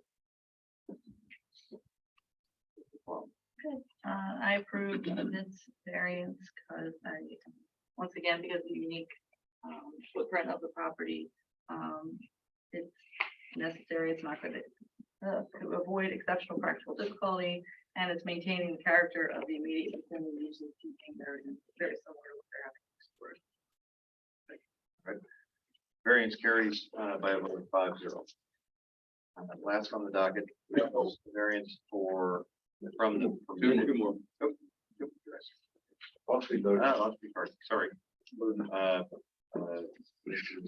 We'll entertain a motion for a variance from the required 1 off-street loading space to permit a project containing no off-street loading spaces.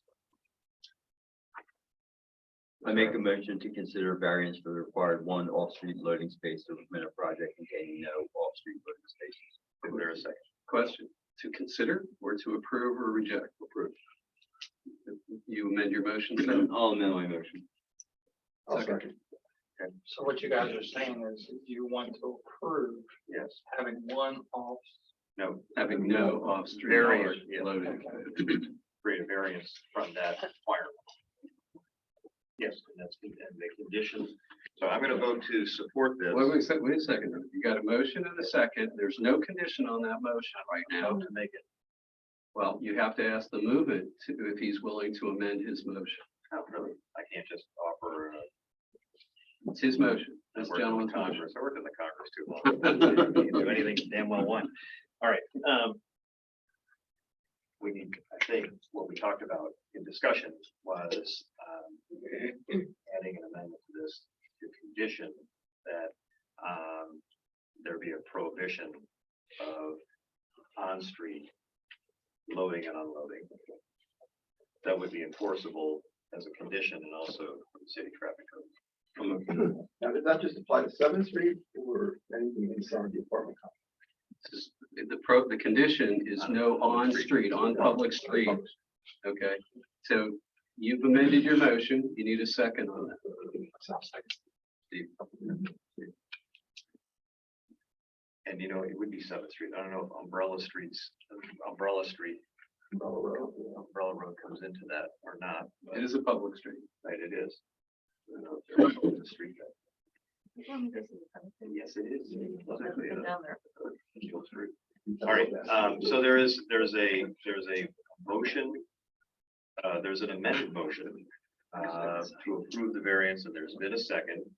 So I'm going to support the amended motion to. I'm going to support the amended motion to approve the variance because the property does present some unique challenges while the applicant's plan is consistent with the comprehensive plan. There's a requirement in the city code for mixed use, and that includes a commercial tenant. The applicant testifies that they don't believe that the tenant would have any hardship without that particular dedicated off-street parking spot. However, it's important for the city to protect the streets and the traffic flows. So I think it's important to condition this, and I'll support this with the condition that no on-street parking is permitted. Loading, right? Loading, sorry, parking, Loading, unloading. loading, unloading. Thank you. Dennis. I support that. And for the reason of to have on-street unloading would be dangerous for the residents and for the people just traveling down 7th Street. And based on the uniqueness of the property, they can handle the unloading and loading of vehicles on their property without endangering them. Yeah, I approve it. I approve the variance because like you said, the tenant is going to move in there, thinks he can work around the requirement. Like it would not, affect the nature of the property or the people around it. I think as long as we just put that requirement, there's no parking on 7th Street. I'm good with it. Park on their property inside the apartment complex. I approve the variance, given the unique challenges that are presented by this property and the developers has seemed to have worked through a solution to this by creating a space inside the property to allow for living. And I don't think that this variance would adversely impact the community and the safety of people on public streets. And I think our condition has enforced that or has highlighted that. I approve the variance. I don't think it's gonna have a negative impact on the community or the tenants. I think the applicant has maintained that they can, handle the situation. Work for a restaurant, I know what they're saying. You tell them when they come, when they're coming, so it's reasonable. Yes. Okay. Variance is approved by a vote of 5-0. The last variance that's part of the applicant's request is a variance from the permitted residential density of 10 residential units per acre within a mixed-use project to permit a mixed-use project having 36 residential units per acre, 150 total residential units. Is there a motion and a second?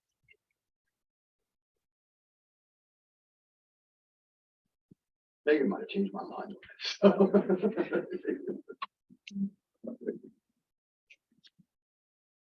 A motion and a second gives us an opportunity to discuss it.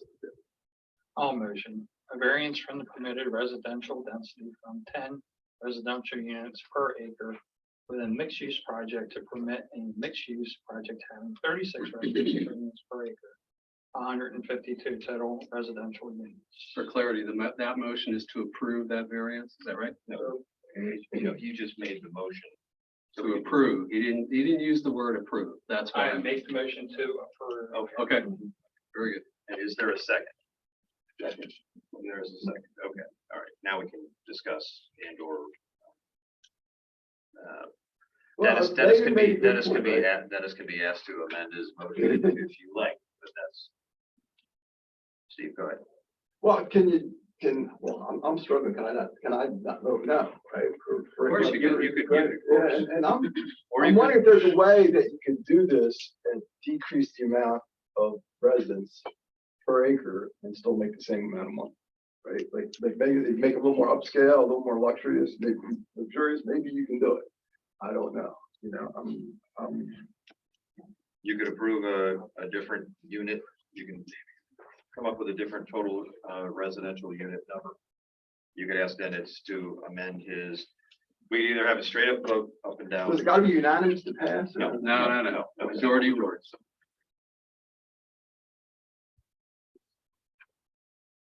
I don't vote, I'll vote not to. Because I think that 36 residents is pretty tight for that area. And if we have the codes wants to put it at 10 residential units, I'm thinking like, what you say, like 26? I don't know why that number just comes out flu, but I would like to see somehow some kind of consideration of what could be done to reduce the number of units. You know, I think I'm not sure if it's viable or not, but I'd like to maybe see more work that could be done to possibly make that a little less dense. I think it's going to impact the traffic, going to impact the area. It may even solve some of these parking issues, but we've approved them. Steve, you're saying 26, right? Yeah. I'm not saying you have to amend it. I'm just saying I'm going to vote no, not to approve.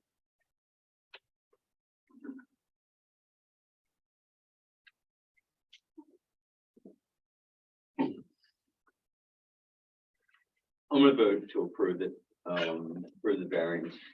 Again, the unique nature of the unique character nature of this property. I've heard from the developer with respect to number of spaces, how they feel that this project is going to be configured and how it's going to be supported with the 1-bedroom studio apartments. I've also heard about the challenges. I think the challenge is to make this practical from the business standpoint. So I'm going to approve it. We've approved everything else. I'm voting no on this variance. If there could be an amendment to a lower number, more in the middle, I'd be more comfortable with it. But I just worry, like I stated earlier, and this area variance standard is one of exceptional practical difficulty as it affects the bulk density of the area. And I have concerns about bringing that many people in. You can ask the author if you have a different number in mind to amend his motion. You're already in the process of voting on a motion that's here. Time to amend is before you start voting. You can make a different motion after this has been disposed of in one fashion or another. But I don't think you can amend in mid-vote. So we're still under discussion, right? She's still. Let's just voting. We've had 3 people vote so far. No, we've got I four. don't think we've heard. Four. Did we hear from Dennis? Oh, I don't know. We did not hear from Dennis. Or you, right? Right. Dennis, go ahead. So I think we should approve it. And the reason I think we should approve it is I don't think it's actually that high a number. Especially since you're talking about, you're not spreading out over an acre, you've gone up. And there's going to be plenty of people.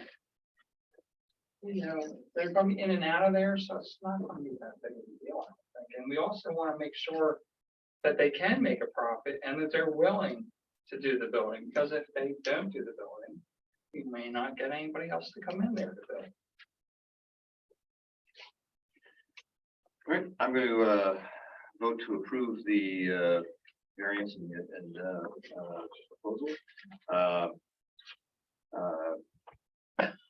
Frankly, because I think I'd be making up numbers and I don't have the benefit of the financials and the and I'd be just pulling numbers out of thin air.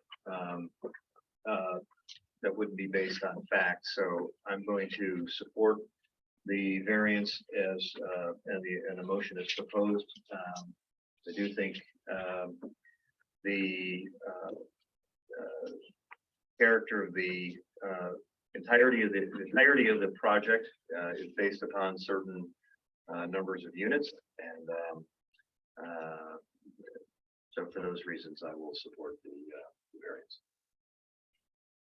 Okay, so that variance passes by a vote of 3-2. All right.